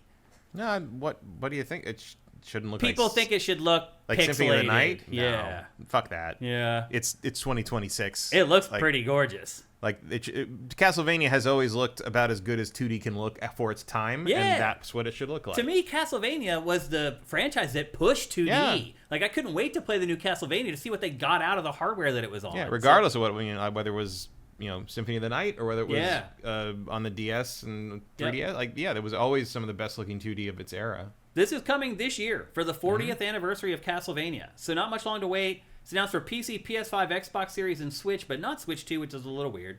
They're saying that it returns to its roots. It features challenging 2D combat, just like you'd expect from a Castlevania game. What else? They said that at first I thought the star was Trevor Belmont, but as it turns out, it's his daughter. I think it's his daughter. But it's a descendant of Trevor Belmont. It's 23 years after Castlevania 3, and it's clearly Trevor reading that letter. So I think it's his daughter. Yep. It's his daughter. It is and Sypha's daughter. It's because they got married or they got together. So she's got magic as well as whip skills, obviously, because her mother is a sorceress. All right. So it's set in 1499, as Matt said, 23 years after Castlevania 3 Dracula's Curse. And it's set in France. And that's pretty much all that they told us. It's the first new Castlevania since 2015. Yep. How can you let a franchise like that just rot for a decade or more? Well, you gotta be Konami. And also, to be fair, Castlevania hadn't really been a hit for a while. I mean, they blew it with a couple of those 3D ones, and basically it had survived as like the 2D Metroidvanias under Iga on the Nintendo handhelds, and that was about it, really. They did seem to hint that this is just the first thing in the 40th anniversary, so maybe there was like the first. What was it? When the Japanese guy was reading the thing, and the translation said something like the first game or the first thing in our 40th anniversary celebration of Castlevania. So maybe we'll get some more Castlevania stuff later this year. Yeah, my guess is it may be like an anime or something. No, I mean it is time for another collection. I think that's true. And like they've got a lot of options. You could do the 3D ones that have opinions on Curse of Darkness and Lament of Innocence have softened over the years. Yeah. So has, for some reason, the opinions on the N64 ones, which are garbage. They are horrible. Yeah. Yeah. Nuh-uh. We're not rehabilitating those, folks. Yeah. You could finally put Symphony of the Night on PC. You could do a Dracula X Rondo of Blood and Symphony of the Night collection that goes on all platforms. That would be nice. Yeah. There's a lot of options. Yep. But again, that's coming this year for PC, PS5, Xbox Series, and Switch. Castlevania, Belmont's Curse. Next up, more Konami, a brand new Silent Hill game. We mentioned, what was it? A couple weeks ago that Konami mentioned it wanted to make Silent Hill an annual franchise. And I really bristled at that and thought it was a terrible idea. But now that I've seen Silent Hill Townfall, maybe it's not that bad of an idea. Because what they're doing is they have different developers working on these out of house. This is not Konami making this. And as long as they stagger them in such a way and get the project scheduled in time, conceivably you could pull a Call of Duty and put out a new Silent Hill every year, every other year. This one's different too. This is a first-person game instead of like third-person, which is pretty much what most people assume Silent Hill is. And it'll be interesting to see if fans are not cool with that or not. What about you? How do you feel about it? I think it's fun. I mean, look, Silent Hill is like there's no such thing as an integrity of Silent Hill. Like the last good Silent Hill game was 3. Yeah. And I mean F was good, but it was good. But it's just got the Silent Hill name on. Like if you want to turn this into, I mean, I love the little like T's there where it's like S-I, no, it's S-T. Oh, you're in Scotland. Fuck you. This game is made in Scotland and it's set in Scotland. Oh, very Scotland. Yeah. But if you want to just turn Silent Hill into like mentally unstable person in a weird town, sure. Yeah. Okay. Yeah. Like, because guess what? Mentally unstable person goes to same town over and over again. Did not work. So why not try it this way? Yeah. Sure. And like, you know what? Another outlet like for kind of like a big to mid budget horror franchise. We don't really have a lot of those. No, you're right. Like other than Resident Evil, which a lot of people would argue is horror is secondary on that one to the action they do now. Yeah. Which honestly is how I prefer it, so it's not like I'm complaining. Yeah. But like there's room for this. Yeah, I agree. Yeah. There may be some kind of a roguelite element to this as well, because he mentions the voiceover for the lead character says, I woke up in the water again, and there he is. It's St. Amelia, Scotland. I think they've already dispelled the idea that you have to have a Silent Hill game in Silent Hill. M did a great job with that all on its own. So I think they've already kind of gotten fans over the idea that every Silent Hill game needs to be set in Silent Hill. The protagonist's name is Simon Ordell, and he can defend himself with planks of wood like you always can in Silent Hill games, pipes, and he actually has a gun at a certain point in the trailer as well. But he can also use stealth to sneak and hide using that little portable CRTV device that he has. So the tool is used to deliver narrative, Konami said, but you can also tune to it while you're playing. It allows you to see the outlines of enemies while you're hunkered down behind cover. So it is a gameplay device as well as a plot device. So it does feel like this Silent Hill is going to be different than other Silent Hills, and I think that's the only way. The last one. Yeah, and I think that's the only way you can keep putting them out consistently and not have people sort of sour on them. Yeah, and then like you mix in remakes of the originals, you know, from Bloober periodically to remember what Silent Hill started at. I think you buy yourself about a decade with that, because you've done 2, they're working on 1. You can do 3 and 4. Yeah, you can do 4 if you absolutely must. And then you be interspersed with other stuff. You've got a yearly franchise. You've gotten through about 6-7 years at that point, and then you're in the next generation. You can kind of reevaluate how it's going at that point. Yep. This is also 2026. It's announced for PC, PS5, and Xbox Series, but we do not have a hard release date. But anyway, if you played the last Silent Hill that just came out and were impressed with it, then you probably have a more auspicious perspective on this as well. If you didn't play the last Silent Hill, I'm just telling you, it's pretty darn good. So if you're turned off or turned away from the Silent Hill franchise because the games aren't set in Silent Hill anymore, you probably should get over it, because the last game was pretty damn good. That didn't help Downpour. No, that's true. Or Homecoming. Yeah, that's true. Or let's just name a bunch of more Silent Hill games that sucked. Like it doesn't. Pretty much all of them, but the first 2 games. Yeah, and the third was okay. The first 3 are good. Yeah. I think 2 is better than 1 and 3. Yeah, but. agreed. Yep. So anyway, that's the next Silent Hill, Townfall. Next up, my buddy Yosuke Hayashi-san shows up to deliver some stuff from Team Ninja. First, he shows off Dead or Alive 6 Last Round, which is the latest Dead or Alive upgraded for PS5 and Xbox Series. And then he shares this, which is Dead or Alive 7. They haven't called it Dead or Alive 7 yet. It's like it's new Dead or Alive game right now, but you know it's going to be called Dead or Alive 7 ultimately. They're not shy about their numerals. Yep, but they didn't really share anything else other than this little tease that shows a couple different characters and boobs. Just like, yep, the boobs will still be in there. Yeah, there's 2 characters they showed, and neither of them are Ryu Hayabusa. Let's put it that way. Well, you mean 3 characters. Yeah. It's not Ryu. No, we don't acknowledge Ryu in this. It's So- amazing to me they're still making these. Well, I mean, it's been a while since DOA 6. Yeah, but it's just like it gets no traction in the fighting game community. Really, it gets no traction in the tournament scene. I've never seen a single human being talk about DOA 6. It's a different kind of fighting franchise. Like, a lot of it is about the environment. Like, you can bash like the opponents off of walls, like, Right. and it's set up that way. and the paper rock scissors like counter system. Like, I like the DOA games, I do but too, it's just yeah. it's just amazing to me they keep making them because it feels like no one cares. I wouldn't like so with DOA. I play it for like 3 or 4 days hardcore, and then I don't go back to it. Well, because like it used to have like this story, and you'd play through it, and get through all the different things to unlock all this stuff, and listen to the fucking Aerosmith song 4,000 times because every time you have to listen. Because they had to pay for it. Well, because Itagaki got I don't want to miss a thing. Got Itagaki, so there's some hard times apparently, and so now we got to hear it at the end of DOA 4,000 times. So.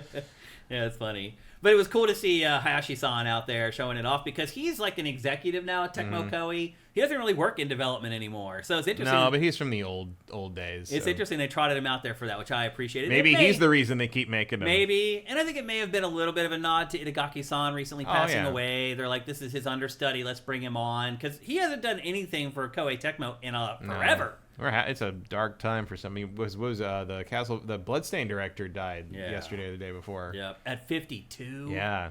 And then very young. The And then guy, Iga pancreatic cancer. Yeah. And Iga came out and was like, we're going to finish this for him. And it's just like, I love that. hope so. Yeah. And then the guy who basically created every Sega console died yesterday.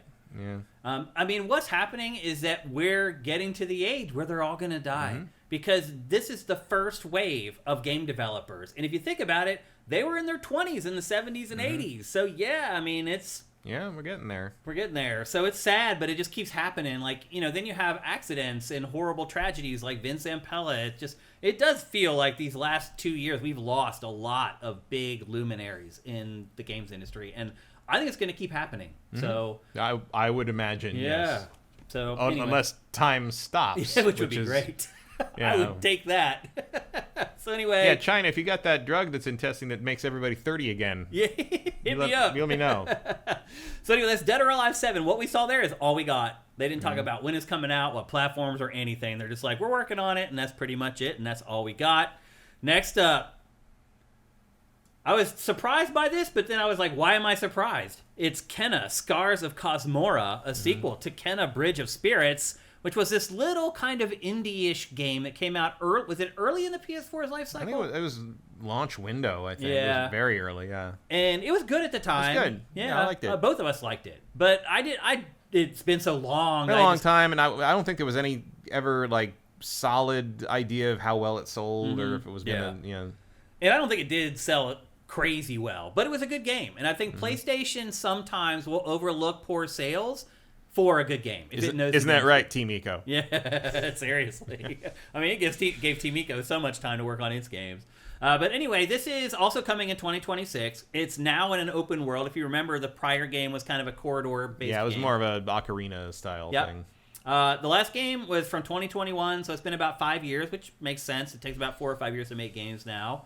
And the whole sort of objective around it is that she goes to this mysterious island because she believes it is the root of her powers. And she's actually sick of her powers. She wants to get rid of them because she has to rely on this staff to stay alive. And so she goes to this island to try to rid herself of the bad parts of her powers or whatever. And that's kind of the crux of the plot. The other thing that they talked about with this that they said is a big change from the first game is that you have these sort of spirit animals. And I think there was a fox in the trailer. But they said that there's tons of those. And that each one of them is based on an element. And the elements, well, play into the combat, or you'll come up against an enemy that's a fire enemy. You need to use your ice spirit to fight the fire. I mean, we've seen all this a bunch of times, but this game looks great, man. The graphics in this are impressive, and I thought the first game looked really good too. Yeah, it looks. I like the aesthetic they have for both of these. For sure. What else did they tell us about this? Yeah, she's older, so it's set several years after the first game. Now she's considered like a renowned spirit guide instead of being like the young protege that she was in the first game. What else did they share? Oh, they're called spirit companions. The little monster, the little creatures that I was talking about. That's what they're called officially. You know, the little creatures of nature. They don't know that they're ugly. And they said that they will travel with you, they will grow over time, and they unlock new powers as your bond with them deepens. So those are going to be level up. Pretty much, yeah. Thanks, a whole lot of AI writing to say thanks, they level Mr. up. Molyneux. That's good to know. They said also that don't be afraid. They haven't completely abandoned a lot of the tenets of the first game. They said there's still spirits that you have to cleanse and stuff like that. So the core of Kena, did we ever figure out how you pronounce that? In the little like clip they ran after this with the developers, they said Kena. Like a Kena. Yeah, I was surprised because I'd been saying Kena. Yeah, we've said it wrong. But they said they were saying Kena as I recall. So anyway, this game is also coming out this year, and it is PlayStation 5 and PC, and already announced for PC. So it looks like day one on PC, which is out of the ordinary for PlayStation. Although it does make sense. Yeah, I think. This game in particular. This game did find a PC audience when it came out, and they gave it a big update a while ago too. Oh, really? Of with new stuff in it. Like it did get support. I didn't know that. After the PC release, as I recall. But you can see she also uses her. I didn't actually finish it or play it on PC, but I do have it on PC. I did buy it on PC eventually. You can see that she also uses the spirit companions as mounts. She uses them to get around because again, this is an open world game now, so you need a way to traverse a lot more quickly than you did need before. A horse. Yeah, and sometimes that horse has to be a fox. That's true. Just like in real life. So that is Kena, Scars of Kosmora, coming to PC and PS5 before the end of 2026. Next up, and I'm really starting to worry about this game, Matt. Saros from Housemarque. And look, SIFTD isn't 1,000%, but it's pretty accurate as far as like figuring out what people are watching and reading about on the site and whether that game has interest and whether it's going to sell or not. This game is not tracking well on SIFTD as far as interest. I feel like this is a little below the radar. Yeah, I mean, we'll see what the advertising blitz looks like. Yeah. I mean, I guess if you push this hard enough during March Madness, you can probably get some traction with it. Yeah. But right now, it does kind of feel like we're the only ones who are interested. It does, yeah. It's coming April 30th, and I believe. And look, honestly, I'm more interested in the sense that I like Housemarque stuff, and I am intrigued by the connections to the Lovecraft mythos here. And again, it looks like a very involved, nuanced, like kind of bullet helly, shootery. I'm not sure who to recommend this to. There's big changes for this as well. I mean, this part of the game right here is a huge departure from Returnal. You actually have a little base that you go back to. There's other people. Yeah. You go back to a base in between missions, and there's other people there, and you level up there, and you set your perks and all that, and you have a skill tree there that you work on while you're there. That's a big departure from Returnal. The other departure is that you can, once you've visited a biome, you can warp back to that biome whenever you want. So it's kind of like taking the roguelite out of the Returnal formula, which is kind of surprising. A little bit. I mean, it just really has freed it up a little bit, I guess. It's obviously not the same hook as Returnal, like where Returnal was like figuring out the mystery of why you keep repeating the thing. Yeah. So it seems like they're kind of it's kind of what the Returnal did as well, in the sense that like we're gonna take the concept of the roguelite and we're gonna like play with it in the sense like Returnal's like, why is this happening? Like the character is aware they are repeating themselves, whereas this seems to be like, we can go back to this area and repeat ourselves as much as we want, but we can do it under your control, and you can tweak the difficulty settings and mess with the balance of the game to kind of like get better rewards or like level up. It's basically, it's like, I don't mind the idea that they are playing with that formula because I'm kind of tired of that formula. Me too, yeah. So I think trying different things and like kicking different doors down to see what works and what doesn't is probably a smart idea. Because I also believe that there is probably a permutation of the roguelite formula that hits it real big in the AAA space, and just nobody's found it yet. Yeah, probably. It'll happen eventually. I don't really think it's this one. I doubt it either. But if anyone probably pulls that off one day, and it isn't Supergiant, it's probably these guys. Yeah. There's a couple other things that are kind of big changes, or at least new elements for Saros. There are these things called modifiers that let you adjust the difficulty on your own, but you can't just make it easy. If you make one part of the game easier, you have to increase the difficulty somewhere else. So there's a balance that you have to strike when you're using the modifiers, but if there's one element of the game that you're weak at and you're struggling to come to grips with, you can nerf that so it's not as important, and you can get through the game based upon your strengths instead of your weaknesses, which I think is a pretty cool idea. And then you also saw in this trailer, at a certain point, there is this alien device that you activate that creates like this alternate world that you go to. And basically you're ushering in an eclipse that brings the sun over the planet or whatever. And then it basically turns the world that's already existing into this other world sort of filled with lava and danger. And it's way more difficult. The enemies are tougher. There's a whole new mechanic with your shield that comes into play once you initiate the eclipse and go into this other sort of alternate reality on the planet. There's still some mystery around this game, and I think it's smart if Housemarque doesn't explain it all before the game comes out. But at this point, I feel like we know a good bit about it. It's coming out on April 30th on PlayStation 5. It is a console exclusive.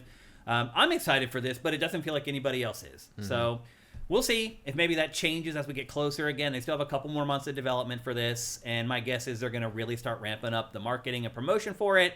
So maybe by the time the game releases, we know everything about it. I hope not, because I feel like games like this, mystery is good. So we'll see how they handle the rest of the promotional period for the game, but it is coming up soon, and it feels like none of y'all really care, which I've been kind of surprised about. This is the whole modifier system right here. See, I have to keep it in that center zone there.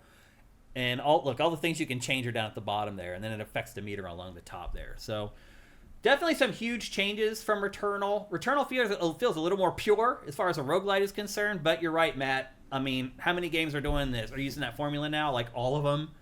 So it's good to see someone try to do something new in that space. I'm all about it. So anyway, that's Saros, again, coming on April 30th to PlayStation 5. Another surprise. I mean, it's just crazy that this is a state of play. We just keep going.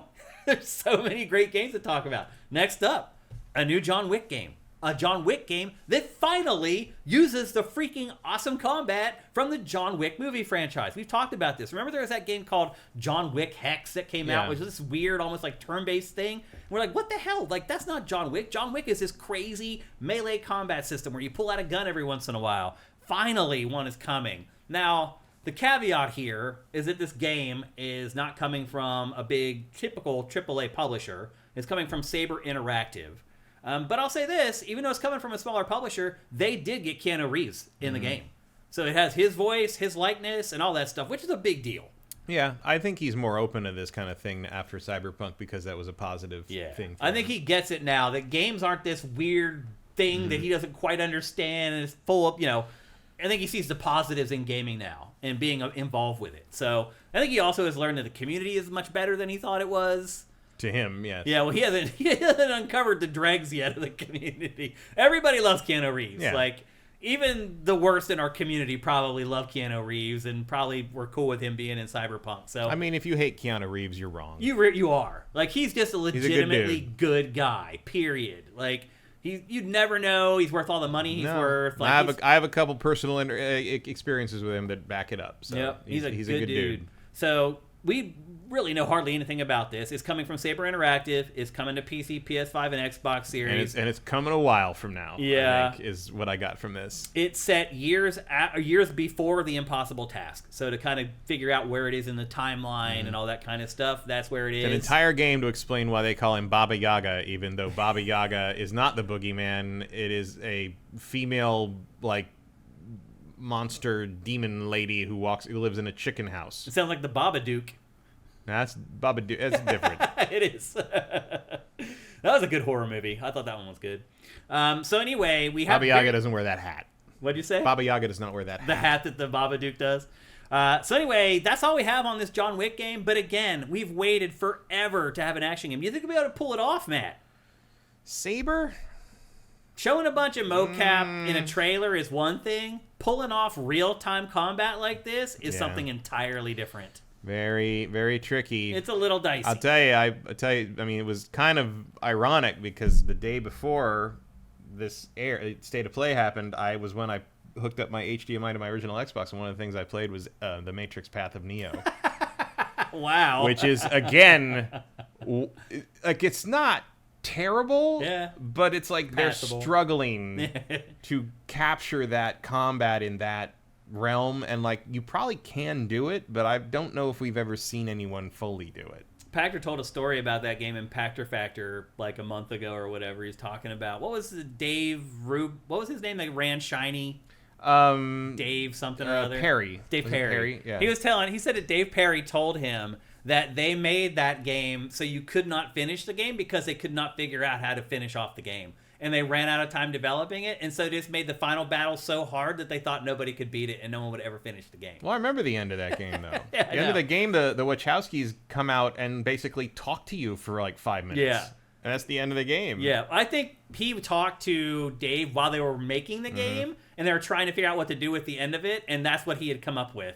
And then in the end, it was maybe even worse what they ended up doing. The end is weird. Well, because like, so the end of the game, I finished it back in the day. Like the Wachowskis come out and they're like digital gods in the sky almost, weird. and they're like, look. The end of the movies is like a philosophical concept, but that's a terrible way to end a video game. So we're just going to have you fight a giant Agent Smith and have fun. Yeah. And that's basically what happened. Like, you have a big boss fight that makes no sense whatsoever in the context of the story, and then you get the end of the game. Like, it's like, all right.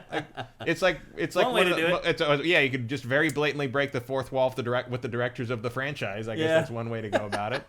I mean, I always appreciated what those two shiny Matrix games were going for. I don't think either of them got I remember feeling bad because we were at E3, and that was when Enter the Matrix was coming out, and Dave actually gave me all our review. He's like, I have your review copies here. He handed them to me as we were leaving E3.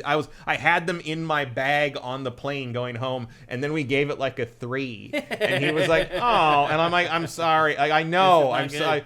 But also, like, they didn't really deny it. No. You know, it wasn't like he didn't give you any, because you were the editorial lead at the time. Like, I didn't get any. You're like, you didn't get any static from that. No, no.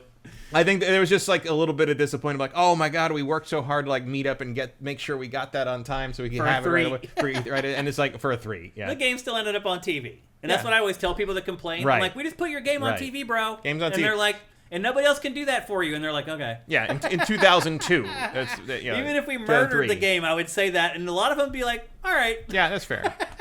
So anyway, that's John Wick. We don't know a whole lot about it, unfortunately.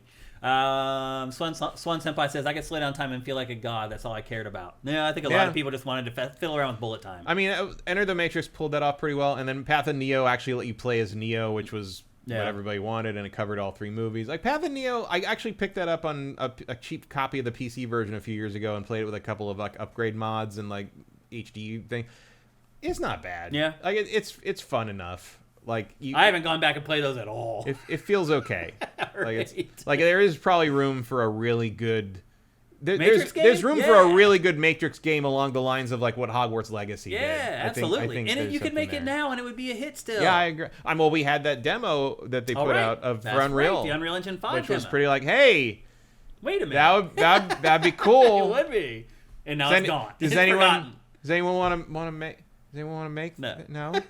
All right. Sucks. Yeah. All right. Fine. Next up, now we're starting to get to some of the smaller stuff, but that shows you how big this freaking thing was. Next is a game called Rev Noir. At first, when I saw this, I thought this was Konami's like attempt at Zenless Zone Zero or whatever. I thought it was like the next free-to-play action RPG that all the tweens were going to fall in love with. But as it turns out, no, this is a paid-for single-player JRPG from Konami, an original IP from Konami. Which, how long has it been since we've seen something like that? A while. They're working on this. There's that other one where you play as like a fish trying to escape a canning plant. The octopus. Yeah. So Konami starting the Metal Gear tie-in. Yeah. So Konami is starting to create original games again, which is the biggest reason I brought this up. Here's the boilerplate description that Konami sent me. Set in a world plagued by a deadly phenomenon known as lightfall, which instantly kills anyone it touches. The story follows a memory-lost boy and a mysterious girl as they set out on a journey to put an end to the catastrophe. All right. That sounds like AI copy if there ever was one. That sounds like every RPG I've ever played. It does, yeah. But anyway, this game looks pretty good, though, and that's why I decided to include it in our actual discussion, just to get it on people's radars. And also because Konami's making a freaking real new IP, which is just bonkers for 2026, but awesome. And I know we actually have a lot of fans of these games on Sifted, as far as like Zenless Zone Zero and all those games. Well, I feel like everyone who plays these games is like looking for something like one of these is going to be really good one day, and we'll be there to see it, kind of thing. And Genshin Impact, Honkai Star Rail, they all kind of fall into that same bucket. I mean, well, those are too online for me to care about. Really, me too. Like, I really wanted to like Genshin Impact more than I did, and it just kind of felt tedious and a little predatory. I mean, I feel like a lot of these games are like that, but this, to be clear, this is an not offline. One of them. No, this is an offline actual. Yeah, this is a single player JRPG. So maybe we should stop discussing all these other games that it's actually not related to. Rogerty says you can buy, but will friendship save the day? Ruthina says. Rogerty says you can buy it on Good Old Games. It's on sale for €5. He's talking about Stranglehold. Yeah, that was a pretty. So he's talking about that combat. Yeah. From John Wick, basically. The John Woo, Chow Yun-Fat. That type of combat. Yeah. That's as close as it gets. Which was pretty good. Yeah. Huge bomb. Yeah. Massive bomb. Which is funny because I remember I think it was the director or somebody of Stranglehold saying it was going to be the top selling game of Christmas. Right, I remember that. And it was like, nope. even as someone who was a giant fan of John Woo and Chow Yun-Fat back in the day when they were actually making those movies at the time, I knew Stranglehold was not going to do it. I was like, the people weren't aware yet. Yep. Like I think you'd have better luck now with something like that because people understand who John Woo and that's all been kind of somewhat discovered in the West now. It's true. Beyond the circles of dorks who go to Japanese and Chinatown not theaters, but also rental stores. We would rent stuff with no subtitles from like the rental stores in like Chinatown and Japantown and San Francisco and watch them and just like for the fight choreography. And like I mean I don't know I'm used to that. Like while you were up here arguing with the PC. I was watching Japanese videos of the Godzilla card game to learn how these new things work, and I know that game so well now that I don't need it to be in English. I just know what all the cards do, and I'm like, oh no, I'm one of those people. I've become that. I know all 200 cards in this game. Shit. Where did I go wrong? Okay, next up, the revival of the Legacy of Kain franchise. So Defiance is being remastered. Looks like bit of a remaster, bit of a remake. Like it's kind of fuzzy what they're doing. A little fuzzy what it is, but it's cool. Awesome. Yeah. I love Legacy of Kain. I don't fully trust Legacy of Kain if Amy Hennig's not writing it, but still, I will give it a shot.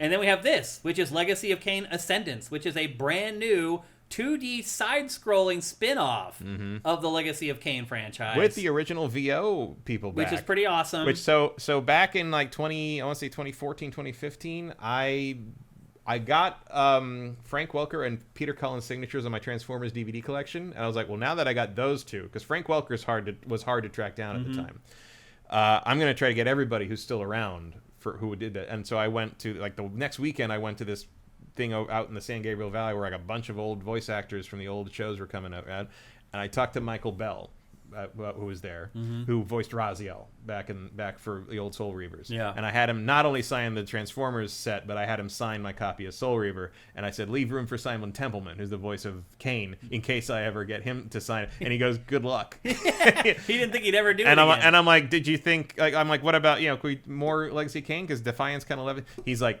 not a chance. Like he said, no way in hell. And he was like, I'll do it if they do it, but I don't think so. And I'm like, now I gotta find Michael Bell again and be like, you were wrong. You're Raziel again, and there's nothing he can do about it.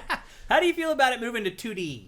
Looks all right. Because it was an early 3D franchise. You know? Yeah, I mean, I think the character designs look pretty cool in 2D here. Yeah. Like I was never married to the 3D of it because they honestly great. Never looked amazing. You look at that original like CG cutscene which is they're recreating there where Raziel shows him his wings for the first time, and it's like I remember that being on PS1 and just being like, what is that? What is happening? I don't understand what happened exactly. Yeah. So yeah, it's really hard to no go back and issues play there. PS1 games. That's for sure. And that's cool. The remaster of Defiance or whatever it is, apparently the deluxe version comes with a playable demo of the canceled sequel to Defiance, which I don't think I've ever heard of that happening before. Yeah. Which is neat. I mean, it's cool. I love Legacy of Kain weird history stuff, like weird thing.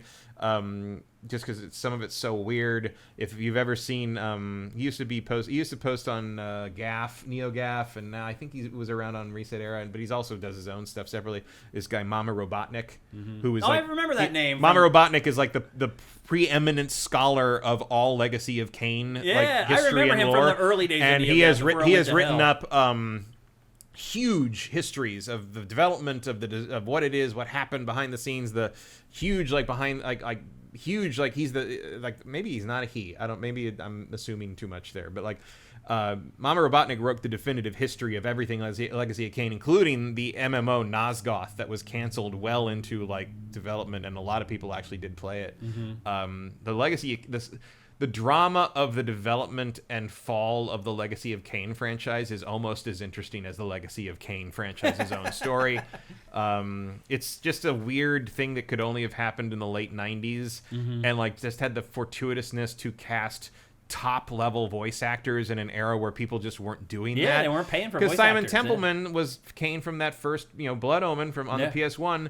This is a extremely talented stage actor who approached this role in this dumbass Zelda ripoff, gothic, like Hot Topic bullshit story like it was Shakespeare. Yeah, and like he nailed it. Just the conviction with which.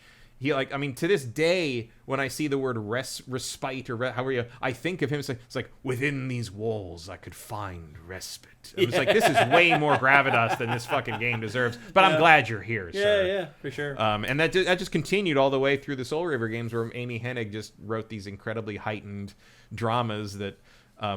Honestly, in Soul River 2 is the only reason to play the game, because the game itself is just like a slog from one end of a path to back up the path to where you started. But in the meantime, it's some of Amy Hennig's like greatest fantasy writing that she's ever done. Yeah. And Templeman and Bell are giving it their all the whole time, and the verbal sparring between the two characters is the reason you're here. Yeah, and it's great. Yeah, yep. An era long forgotten, it feels like at this point. People just take it for granted now that every game is going to have great voice actors and all that. It was not the case for a long time. Having Michael Bell and Simon Templeman in those games, and I mean they had Rene Auberjonois. I can't remember his name, is how to pronounce his name, but Odo in Deep Space Nine. He's in there. I mean, there's some. They had Tony J. They looked at things from a different perspective. All-time great voice acting cast on the Blood Omen and Soul River games, and I'm glad they got who they could back for this. Yep. Hey, do you guys miss Tenchu? Remember that franchise on the PS1? I do. It's not coming back. No, it's not. Never. It's never, ever, ever, ever coming back. I don't think you know when it's going to come back? It comes back when I plug that original Xbox in through the HDMI and play Tenchu Return to whatever the Stealth, whatever it is. It's a remake of the original game. So they're never doing this. They're never doing those again. They're not bringing it back. But a couple of the people who worked on those games are also working on this. And Acquire is the original publisher that published the Tenchu games back in the day. And they're working on this new game called Yakoh Shinobi Ops, which is a 4-player, top-down, cooperative stealth ninja game. It's interesting, because if you watch the trailer... Very stealth with the sledgehammer there. No one will hear that. Yeah. Well, part of it's also kind of like an extraction game. So you go in and infiltrate a base with your 3 friends or whatever, and then you also have to get out. I wasn't aware of this, but apparently the ultimate shame for a shinobi is dying in enemy territory and the enemy finding your body. I never knew that. And you're supposed to basically even if you fail, you're supposed to leave the question of whether you existed or not. Yeah, I never knew that about it. So that's you can also see if they figure out who did it, they can come get your clan. So that's probably part of it too. That's a good point as well.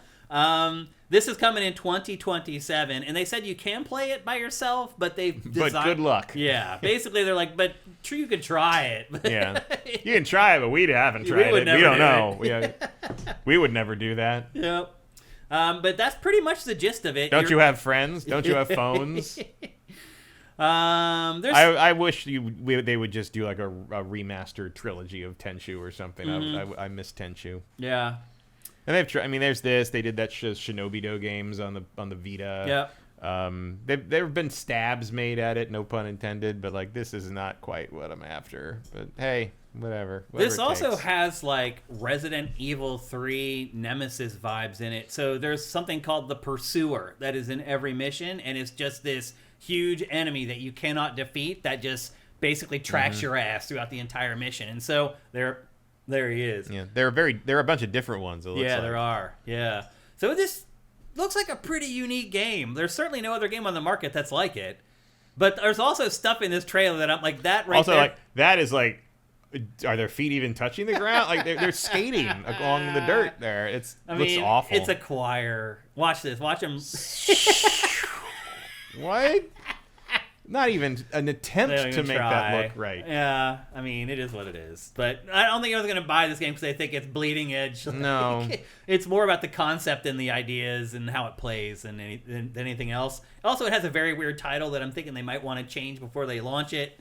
Yakoh Shinobi Ops. Yakoh. What the I don't know what that even means. Well, it's clearly you're working for the Warner brother from Animaniacs. But they also said that this is one of those games where if you make one mistake, it kind of dooms everything. And I'm usually not a huge fan of games like that, where you just make one little misstep and the whole mission's down the toilet. But they mentioned in the copy that they sent me for this game that is the case. And they also mentioned that it's a big deal to extract after you finish your mission. So it is unique and different from pretty much any other game on the market, and we need more games like that. And again, it is called Yakoh Shinobi Ops. And from there, there's just a couple more big things to mention. Resident Evil Requiem was shown. They showed a story trailer for that explains a lot more of the context around why Leon is in the Midwest and why she's in Raccoon City. It kind of explains all that stuff. They showed a new trailer for Marvel Tokon that revealed the first full team, X-Men, which obviously is a big deal. They also announced a release date for that. That is coming August 6th, so we absolutely should have drafted it in our draft, but didn't. There's no way to know on that one. Yeah. And then they showed a new cooperative mode for Ghost of Yotei called Ghost of Yotei Legends. It's DLC. That is coming on March 10th, and it's free DLC. It's the same as the Legends for Tsushima, really. Yep. How did you like that in the first one? Did you ever mess with it? You didn't even play it? Do not care. I didn't try it either, so I don't know if it's good or bad. But again, it's free, and it's coming on March 10th, so that's a new little twist on the game. Also, pleasant surprise to see that the game is selling very, very well, Ghost of Yotei. So if they ever decide they want to do a sequel, there's certainly enough reason to do that. I'm sure they will. I'm sure they will, too. And then just a bunch of other small stuff, because this thing was just gigantic. Like, normally when we talk about an event, we would talk about all this stuff I'm about to just glaze over. I mean, this is sort of like if the Game Awards wasn't full of all this like bullshit that we didn't care about between the announcements that are interesting. It's like they cut all the commercials and like weird like free to play anime stuff out, and it's like, here's just the games. Yeah, here's just what we're doing. I'm gonna run through this stuff very quickly, but it is not because it's not important, and we just don't have time. Literally, we could have talked about this state of play for this entire episode. 007 First Light. They showed a story trailer for that. Explains more of the origins of 007 because that's what the game is all about ultimately. Death Stranding 2 for PC was announced. That is coming on March 19th. I think everybody knew that was happening. And also Kojima made a cryptic sort of hint at it on his Twitter feed. Marathon is having a thing they're calling Server Slam, which is a big open beta that everyone's going to be able to play in before that game comes out. And that game comes out in March as well, I believe. We talked about Legacy of Kain. Rayman 30th Anniversary Edition, the very first Rayman game, is now playable on every platform, basically. Darwin's Paradox, that's the game we were talking about earlier, where you play as the octopus trying to escape the fish canning factory. It's like a 3D stealth platformer. 4 Loop is that 4-player cooperative game that they showed in the last 2 state of plays at this point. And then they had a huge section on PlayStation Plus, which don't know if I have ever seen in a state of play. Like, unless there's like a big price change or something and they talk about that.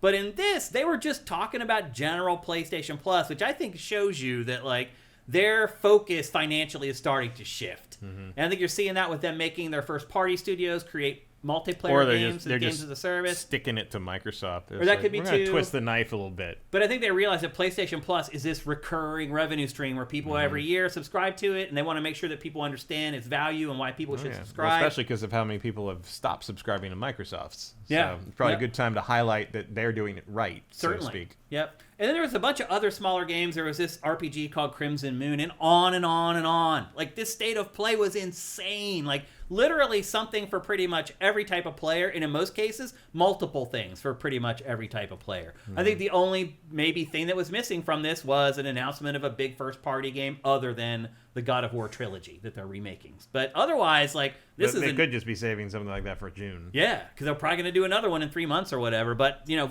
letter grade for this, A-. That's what I give it. Yeah, I'd probably say A-. I mean, I do think it's a little deceptive in the sense that, I mean, the vast majority of the stuff in this thing I'm going to play on PC. Like, it's not really a PlayStation presentation for me, because most of that is going to be on everything, and I'm going to play it on PC, and that's that. But, I mean, it's there, and it's in the presentation, and I wasn't bored, so it points for that. Yeah, I mean, there's, you know, I think at this point the PS5, its installed base is around 100 million. So there's, you know, there's a big audience now wondering what's happening on PS5. Yeah, I mean, PC or no PC, that's the place to show it. Yeah. Because that's where your audience is eyeballing it. So what letter grade would you give it?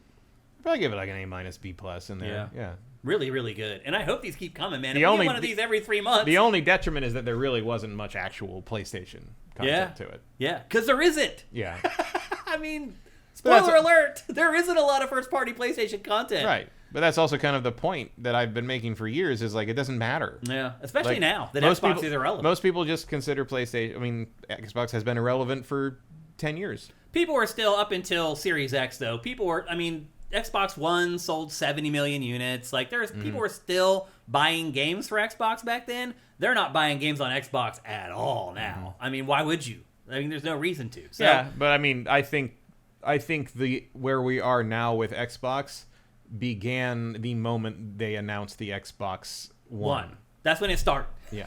It just started the downward trajectory, and it just now is at rock bottom. So Xbox doesn't matter anymore. And as we went through these, a lot of these games are not coming to Switch 2.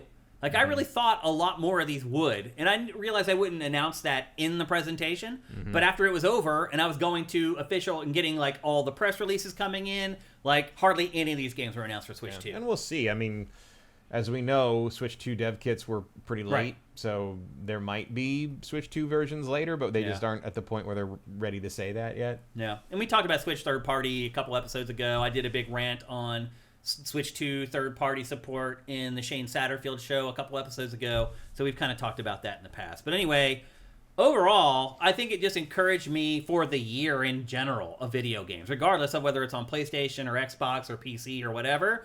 It's really shaping up to be a great year of games. So they just announced 4 or 5 different games that are coming this year, as of right now anyway. So that just bolsters an already pretty impressive lineup of games for 2026. So overall, this Sony State of Play was awesome, and I think we're going to get a lot more of these going forward because Sony just has to pick of the litter of these games. It's just like, yep, you didn't make it this time. That's cool. We're doing another one in June, and we'll get you in that one. So they're going to have the choice of what they want to include or exclude from all these going forward. So there you go. That's Sony State of Play for February 2026. Let's jump back into chat very quickly here and see what you guys are saying about all this stuff. Empower6657 over on YouTube says 2026 is starting strong with RE9 and will keep getting better and better. It really will. And don't forget, Resident Evil Requiem is in like a week and a half. Like, it may be in next week's GameFace. I'm not 100% sure. Like, what, like 10 days? Yeah. Yeah.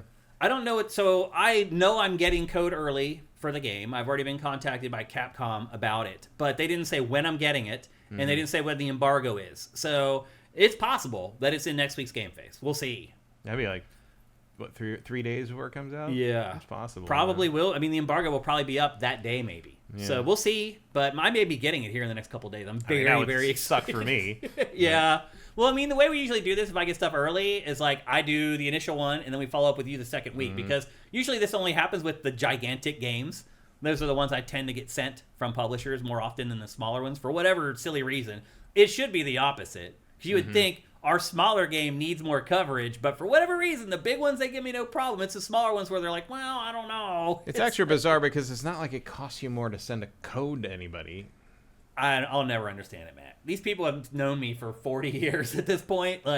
And to be fair, a lot of places have turned over, and they have PR people now that are 20-some years old, and they have no idea who I am, which is really crazy to me, having worked with these publishers for 3 decades. And now all of a sudden their PR person doesn't know who I am. And I'm like, wow, that's pretty interesting. But anyway, there's a chance that RE is in next week's episode. Swan Senpai says, why doesn't Shane share his account with Matt so he can play it too? Can we do that? I mean, I guess I could use your password to log in. I want my But then I wouldn't be able to play my PlayStation while you had it, right? You could. Could I? But, I don't think we could be logged in at the same time. Right. And I wouldn't get to keep my saves. Right. So I wouldn't really want to do that. Yeah. We do the best that we can. It would also give me access to your credit card information, which is probably not great. I don't care. I wouldn't do anything with it, but I trust you with anything. I don't know. I understand the idea, but it wouldn't really solve the issue. We work together. We do the best that we can to get our content to you guys as early as we can. Just know that we're doing that behind the scenes. Yeah, and as someone said, there are physical copies of Requiem out in the wild now. Oh, really? I haven't been able to find any, but I haven't been looking too hard either. It's not. So are there spoilers out there already? Oh yeah. Oh really? Oh, yeah. Damn. That's 2 weeks before the game launches. Yeah. That's rough. I mean, that's Capcom's fault. It's the one that sends out the stuff to the retailers, and there's a chance of that happening. So maybe in some way they count on that. Kind of a solved problem at this point. Yeah. So, maybe that's a strategy. Is they want the leaks to get out there. Maybe they put it out earlier just because they want people to start talking about it because they're confident in the game. Who knows? We'll see. Anyway, there you go. That's the Sony State of Play for February 2026. Joaquin Dragoon says the industry treats vampires badly. Raziel, Alucard, and Gabriel, rest in peace. Okay. Justin Horman says you'd have to make his PS5 your main, which makes it so he can play on his own account. Yeah, that starts to get really murky and messy. That's too complicated to balance for those. Like I said, this only happens for really big games that I get, and usually a lot of times the embargo kind of works out that we can't talk about it on the early sometimes. show. So. But if I can, it's still good to follow up with Matt's impressions of it the next week because usually they're gigantic games, and you guys want as much feedback and information on those games as you can get. Yeah, what are we really talking about the next week? Right. Anyway, because then it's March, and who knows, right? So anyway, there you go. That's Sony State of Play for February 2026. Now, it's time for our first review of GameFace episode 468. We're going to talk about Mario Tennis Fever, the brand new Mario Tennis game for the Switch 2, and it is a Switch 2 exclusive. It is not playable on the first Switch. And if you remember, the last Mario Tennis game was called Mario Tennis Aces. Is that right? That sounds right. I think that's what it was. And we liked the game. We thought the gameplay was pretty solid, but our biggest complaint was that there just wasn't any content in the game. You could literally, if you didn't want to play it head-to-head against people you live with or play online, there wasn't a lot to play. And so that was kind of one of the big things I was looking for with this game, because it wasn't just us that said that, Matt. It was everybody. So when you have a unanimous opinion on a game, you would assume that there would be changes made to the sequel if the publisher is actually listening to feedback. And it's Nintendo. Generally, it usually does, but not always. And now that I've played Mario Tennis Fever... Is Mario not going to have to answer to the fact that he's teamed up with her kidnapper for this match? And they're fist bumping each other. Yeah, they don't do any of that stuff. No. They do not look at the canon or anything. This is just a big old free-for-all with all the characters in the game. They do find a way to make Bowser the bad guy in this, though. They set him up as a good guy who's trying to help him, and in the end, of course, he turns heel, and he's actually... This week in the Winter Olympics makes me want a Super Mario curling. Oh, God. Where Bowser keeps touching the thing after he lets it go. Dude, I don't know what NBC is thinking. Somehow it thinks that everybody loves curling. Nobody loves curling. Everybody loves curling for 2 weeks every 4 years. That's true. It's all they're showing on TV at night. I don't want to watch curling. It's who cares about freaking curling? But anyway, that's why you need a VPN. Just watch the BBC's coverage. They don't do that shit. They show you everything. Is that true? Oh yeah. Huh. Every other nation has better Olympics coverage than the U.S. That's been true. That's been true forever. Huh. Well, like I said, my biggest concern about this game was that there would be enough modes. And when you first boot up the game and you just look at the list of modes, it definitely seems like there's a lot and enough and way more than Mario Tennis Aces. And so I was very excited to start playing this game. I was like, all right, here we go. This doesn't sound good. Yeah, You've been trained very well by my tone of voice across the years, Matt. So the main single-player mode in this is called Adventure, and it actually is pretty cool. So basically how it starts out is that Daisy is sick, and you need to get this special fruit to make her feel better. You go to get the fruit, and you get the fruit, but in the course of doing that, a bunch of these monsters appear, and they shrink everybody down into baby size. So you have Baby Mario, Baby Luigi, Baby Peach, etc., etc. And the objective of the game is to, through tennis, get yourselves back to normal size. And apparently how you can do that is to go to this valley where the monsters live and attack the monsters and somehow transform yourselves back to full size. That's sort of the setup for the whole thing. And how it starts out is that you're a baby Mario, and you literally aren't even strong enough to hit the ball over the net. They even make you play a match where you can't hit the ball over the net to show you how weak you are and that you're starting at ground zero. And that's where it all begins. And so the game is kind of split into two halves. Well, they're two parts, but they're not equal halves. So the first hour and a half of this is all training. You are in this kind of little open world hub area where there's a bunch of different training locations, and you go from spot to spot and learn the basics of playing tennis. As you do that, Baby Mario's abilities increase to the point where he can actually hit the ball over the net. And eventually, by the time you get done with all the training, you can basically compete against any of the other characters in the game as Baby Mario. At that hour and a half... I do not like the hair and the mustache. What, Mario's? Yeah. How come? That there's individual hairs in his mustache. I mean, that's a problem, right? It should just be a block. Like, it doesn't need to look... Like, you don't need to see how he combed it that morning. That's weird. That's the thing that they're going to have to deal with, though, right? As graphics get better in their games. Is how much detail do you want to show on these characters? Yeah, I think that's a little too far. Yeah. Like, Does it make it too humanish? Is that what it is? Like, yeah, I don't... The individual hair is weird on the mustache. The hair... I don't know. Also, because we don't really look at facial hair that way. No, you're right. You think of facial hair as like a block, color. You don't look at like the individual strands or whatever. No, I hear you. But that's something that... Like you're going to start putting like individual spores on Toad's head? Right. That'd be creepy. That'd be real creepy. So anyway, now you're seeing in the B-roll what I'm talking about. So you're basically in this area at this academy for tennis, and that lasts for like the first hour and a half. And again, you start from nothing and build up Baby Mario to the point where he can compete against the other players. Then it transitions to the second half of the game, where it goes to like this map screen where you go from location to location, playing through, I wouldn't even say matches. And in general, the other thing I would say about the adventure mode is you don't play a lot of matches. Like, you'll do training that'll teach you how to do a lob or topspin or whatever. And then after you finish that training, they'll take you to a, quote, match that literally lasts, like, 40 seconds.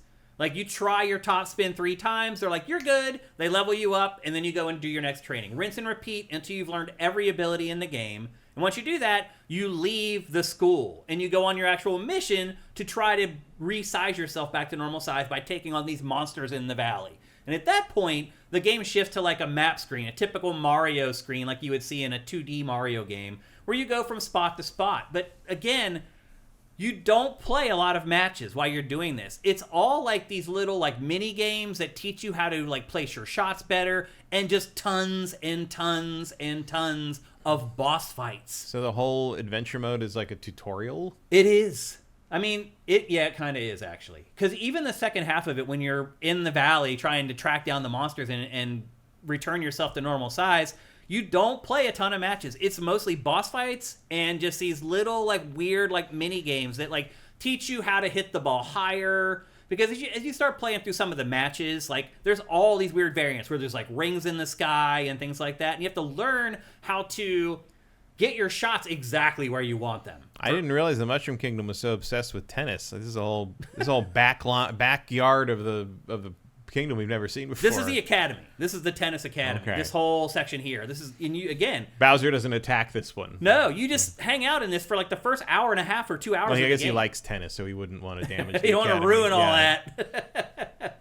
And so again, once you get Baby Mario up to an adequate level, you leave this area, and then it plays like what you would expect the adventure mode to play like. But again, you do not play a bunch of matches. It really is just this hodgepodge of tennis-adjacent activities that you participate in. It's weird that like as soon as like sports enter the arena, like all of a sudden the things that have been trying to kill you for 40 years, just like, oh, we always hang out. Well, once you start playing like these special matches and mini games and stuff, it brings a lot of the enemies from the Mushroom Kingdom into those. Like that's where you start seeing them. And I will say this, but the Koopas are bad guys. Yeah, it's like if you played a Star Wars game and like the stormtroopers are just sort of hanging out with the rebel troopers. Right. It's like, oh, what are you guys doing? Yeah, I mean this whole game. This kind of feels like treason. But this is the type of stuff I'm talking about. These are the things that you do in the single player mode for the most part. I did not think you'd be doing that in a tennis adventure mode, I admit. Now, this isn't teaching you much about tennis. Most of the other ones do. Like for example, one mission is like you're in the bow of a boat and the boat's on fire and you need to whack balls of water into the fire to put the fire out. And the fire are at different heights on the wall. So you have to learn how to make sure that you're arcing your shots higher or lower and you're targeting those exactly. And it also teaches you how to use a new mechanic in this game, which is called the fever shot. And every character has their own abilities and whatnot. You can also choose whatever racket you want them to use. And the rackets have very specific powers. At a certain point in the game, once you've built up the meter, you get your fever shot. And the fever shot, you can hit the other team with it and knock them down, hit them in the body with it. Or you can just hit it so hard that they can't return it. No matter what you do, though, when you hit that fever shot and it lands on the other side of the court, it creates a hazard. So if you have like the fire fever racket and your fever shot lands in the opponent's side of the court, it creates like these little fire pits all over the court that stay there for the entire match. Likewise, if they unload a fever shot on your side, maybe it's an ice shot, you're going to have a pool of ice on your side of the court for the entire freaking match. And I'll just be honest with you, man, I hate it. Like, that didn't look good in the trailers, but I assume there'd be a way to get rid of it. I guess not. Well, you can. So you can. The other thing I'll say is that once you're out of the adventure mode and you're just setting up head-to-head play or playing online, you can remove all that stuff if you want to. You can just play a clean game of tennis if you want to. And if you do, this game plays very, very well. But when you start mixing in the fever shots, which is the game's namesake and the whole reason the game exists, that's when it starts to get dicey. And to me, the matches end up just being all luck. Because it's like you're slipping around or you're getting burnt and like running in circles while the ball is like being played back and forth. And it just becomes so random that it never feels like the best player wins. And like I tried to set up the matches online when I went to play online to just play without the power-ups and play a clean game of tennis. And I could not matchmake with anybody. Like, there was nobody out there trying to do that. So, while the option is there, you have to have other people who also want that option, or otherwise it's pointless. So, I struggled to find people who wanted to play clean tennis without the crazy Mario tennis stuff in it. But if you do, this is a great playing game of tennis. In fact, it may be the best tennis game on the market if you just play it as a tennis game, instead of the wacky, over-the-top power-ups and all the stuff that comes along with Mario sports games. The other thing about it is that despite all that and through all that, it only takes 4.5 hours to play through the whole adventure mode. And as soon as I finished it, it was literally 4 hours and 29 minutes, my clock when I finished it. As soon as I finished it, I was just like, man, this would be a great game to rent. Yeah. Seriously. My mind went back to those days, Matt, when we used to recommend that people rent games instead of buy them or whatever. And I was like, man, if we go back 15 years from now, I would be recommending people go to Blockbuster and go pick this thing up and play it for a day for $5 and then return it. Nowadays, you'd have to, if you found a Blockbuster, you'd have to excavate it. Well, you'd be in Alaska. I think, or wait, Portland, I think is the last Bend, Blockbuster. Oregon. Bend, is Oregon. The last yeah, Blockbuster. You'd be in Oregon. But this would be a perfect rental game because it's like, it takes 4.5 hours to get through it. There's other single-player modes as well that I'll talk about in a minute. But it takes 4.5 hours to get through it, and then there's really no reason to go back and replay it because you can't even select a different character to play through the adventure mode as. Because it's all plot-driven, meaning that, you're playing as Baby Mario because he gets shrunken while he's trying to help Daisy. It's like... God forbid anyone train Baby Luigi at anything. Well, Luigi is like, he's also a baby. And it's kind of like two characters in one in the adventure mode. Like, he will actually, like, split out of Mario sometimes for some cutscenes and then rejoin Mario. So they kind of act like it's two characters in one when you're playing through the adventure mode. But 4.5 hours... This is how Luigi got radicalized. Seriously. This game is $70. And so you're asking $70 for a single-player mode that lasts 4.5 hours. And, like, I wasn't sick of the single player mode when it ended. Like, it could have been longer if they had just spent more time developing it, and I would have been cool playing more of it. But it just ends. Like, when I first saw that map screen, I was like, oh, this is probably the first map of like 4 or 5. Nope, there's just the one, and there's like 8 different stops on that map before you fight the final boss. I still had a lot of fun with the adventure mode. The boss fights are really cool. You'll see some of those in the B-roll coming up here in a little bit. But I had a ton of fun with that. And even though I'm not a fan of all the over-the-top hijinks of the Mario Tennis franchise, I still had fun playing online against people. All the shenanigans and goings-on. Because there is just, I mean, even if I'm competitive, so I like to play games where I feel like the best player wins. That doesn't always happen when you're playing this online, but you still have fun because crazy stuff just happens. And I'll say this too, it can get a little too crazy where you cannot tell like where your character is and your teammate is because there's like 5 explosions on your side of the court or whatever, and it just all jambles together. There's just lots of reasons why I would prefer to play this without the crazy over-the-top stuff. But at the same time, that can be fun. You just have to kind of put your competitive nature on hold. I miss Sega All-Stars Tennis. Yep. We need a new one of those. And we just don't get tennis games like we used to, period. Like, they're just not released as often as they used to be, for whatever reason. So, these are some of the biggest budget tennis games on the market, and not consequently, is probably the best tennis game on the market. So, some of the other single-player modes that you can play, there's a tournament mode where you go through a ladder of opponents, and you have to play with the same character the entire time. There's another mode called Trial Towers, where it's just a tower of opponents that you have to beat under special conditions. And that's kind of fun, because it will just start a match, and the whole court is ice. Or there's 20 fires on the court. Or there's tornadoes flying all over the court. Now you're seeing, here's the second half of the adventure mode. This is the map I was talking about. So there's like 8 or 9 different things you have to complete before you fight the final boss and finish the game. And then there's free play. There's a mode called Mix It Up, which is also kind of like the Trial Towers, except it's not a tower of opponents, but it also uses like unique rules and setups. And then there's ranked and unranked online play, and that's pretty much the full gist of all the modes. So ultimately, my big question when we started talking about this here on the show was, hey, does this have more modes and options than Mario Tennis Aces? And while it does, it's still its biggest Achilles heel, is that there's just not enough content for the asking price. At $70, I mean, you're basically buying a multiplayer game and 4 hours of play for $70. That's really what it comes down to. And while it does play well and it looks very good and all that, it's just very hard for me to recommend an experience that is that short for $70 frickin' dollars. Like, again, if you have a brother or a sister or you're a parent and you have kids, this game is probably a good buy because it's a sports game, and if you're competitive, it's endless replay value. But if you're considering picking this up just to play the single-player campaign, no. You would really, really regret it because, again, in 4.5 hours, it's over, and then you're going to find yourself scrounging around the options menu trying to find other stuff that you want to play. And the other thing, too, is that, like, once you play through the adventure mode, you've kind of tried all the stuff.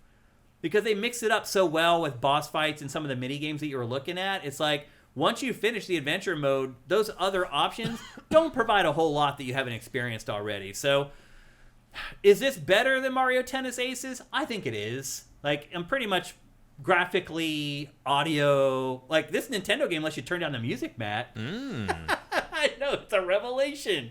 Nintendo games never let you do that, and this one does. Like, it's a very polished product. The craftsmanship is there. It's just, there's just not a lot of staying power for it unless you plan on playing against other people competitively. You know what often helps people get better at tennis? Playing tennis. Yep. I don't know if the Academy has considered that. Now I'll say this, Matt. Like, these things that you're seeing right here, like, it does make you better at the tennis in the game. Because, like, this is teaching you how to, like, lob a shot short and long. And then eventually it teaches you how to use your fever shot, too, to target very specific things. Like the one section I was talking about earlier where you're down in the bow, and that's coming up right after this, the perfect timing. Like, here, you have to really learn how to target your shots to put out these fires. Like, you have to learn how to use your lob and how to use your flat spin and your top spin and all that to hit these. And so, you're right. You look at this, you're like, how does this teach me how to get better at the game? It really does, ultimately. Because I'll just tell you, when I played this part right here the first time, I wasn't recording. And it took me forever to get through this section of the game. When I went back and played it again to capture it, I got through this. You can see, I got through it almost right away. So it does teach you to get better at the game, for sure. Even though it isn't necessarily teaching you how to play tennis per se. The other thing, too, is that like the tennis in this even is a little different. Like sometimes it's just like the first to 7 points, but sometimes you actually play with like real tennis scoring where you go 15-30, 40-15, that type of stuff. I don't know why they jump back and forth between those, because you could just play one set and it's basically the same thing. But anyway, here you're seeing all the modes and the options in the game. Here's all the characters. So there's almost 40 characters in this. And they are all from the Mushroom Kingdom. Yeah, although a bunch of them are the babies. I don't know if I count those. Yeah, that's a little slimy, trying to include those. But yeah, there's almost 40 playable characters. And as you can see, each one of them has a different ratings in 4 different categories. There's not as many rackets. So there's not like 40 fever rackets, unfortunately. I think when I wrapped up playing this, I had unlocked maybe 15 of them or something like that. Because you're going to run out of concepts for a racket eventually, because each racket does something different and unique. It'll send out tornadoes or fires or whatever. Here you can see at this point I had only unlocked not many, but there's what? 1, 2, 3, 4, 6 times. So there's 30. Actually, there is 30 fever rackets. That's pretty good. And here you see in the tournament mode where you fight through a bracket. The other thing I would say about this game in general is that it is so easy.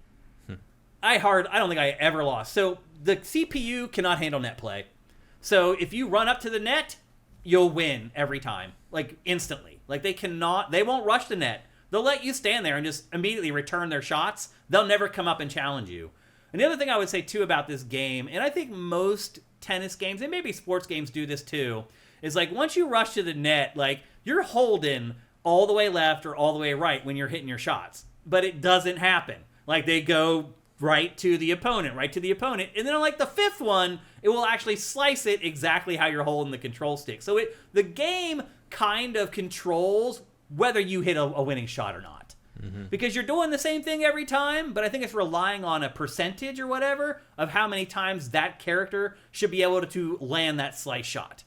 So you can do the same thing over and over. It'll keep hitting the ball straight to the other side of the court. And then on the 5th one, it'll slice it the way you've been trying to slice it, and you'll win the point.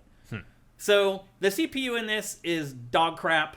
Like playing against a computer in this is pointless. There's no difficulty settings. You can't crank up the difficulty if you want to. And the matches are just a joke. Like I think I never lost a match ever the whole time playing through the single player. Not even close. I think I lost maybe like not even a set the whole time. So it does become a little bit of like a means to an end eventually. It's not like there's very little challenge in the game. You're just fighting one opponent after another. And the fun comes from the situations that they kind of place you in. And that's how I eventually kind of learned to embrace sort of the wackiness of the game. Because that's really where you're going to get the entertainment from if you're playing by yourself. So, again, I would not buy this if you plan on playing it by yourself, unless you're just wealthy and you don't care about money. And there's lots of people out there like that. I had fun with it. It's not $70 worth of fun, though. That's for sure. And now you're seeing there the fever rackets I was talking about. See how there's fires there? Now you have to navigate those fires the entire match. And it's annoying. It gets really annoying. So that's Mario Tennis Fever. It's a $70 game. I do not recommend buying it. We always try to tell you what price point we would recommend buying the game at, but then we also always say Nintendo games never go down in price, so you have to decide whether you want to spend $70 on it or not. Here you can see all the courts. So there's like 12 to 14 different courts. And they matter in this because they're all different surfaces. They still have clay, hard court, and grass, just like in real tennis. But then the courts have also other hazards that are involved. So picking the court actually matters. Here's some online play very quickly. Had no lag issues or anything like that, which would be a big deal in a tennis game. If you get like the skipping ball coming towards you. But the other thing I would say too is I only played like 3 or 4 matches online, and already people on there were so freaking good that it was just a joke. Like I literally, sometimes I couldn't even return the serve. They were so freaking good. So if you were looking for a challenge, you can definitely find that if you want to play online. That's for sure. And yeah, perfectly timed with the end of our B-roll. That is Mario Tennis Fever. Yeah, I mean, it's better than Mario Tennis Aces, but if I still can't recommend that people buy it at full price, is it? Mm-hmm. I mean, I guess the franchise is headed in the right direction. Yeah, I mean, increments. Yeah, but it's weird that they make this it's weird that that's the way they went with the campaign.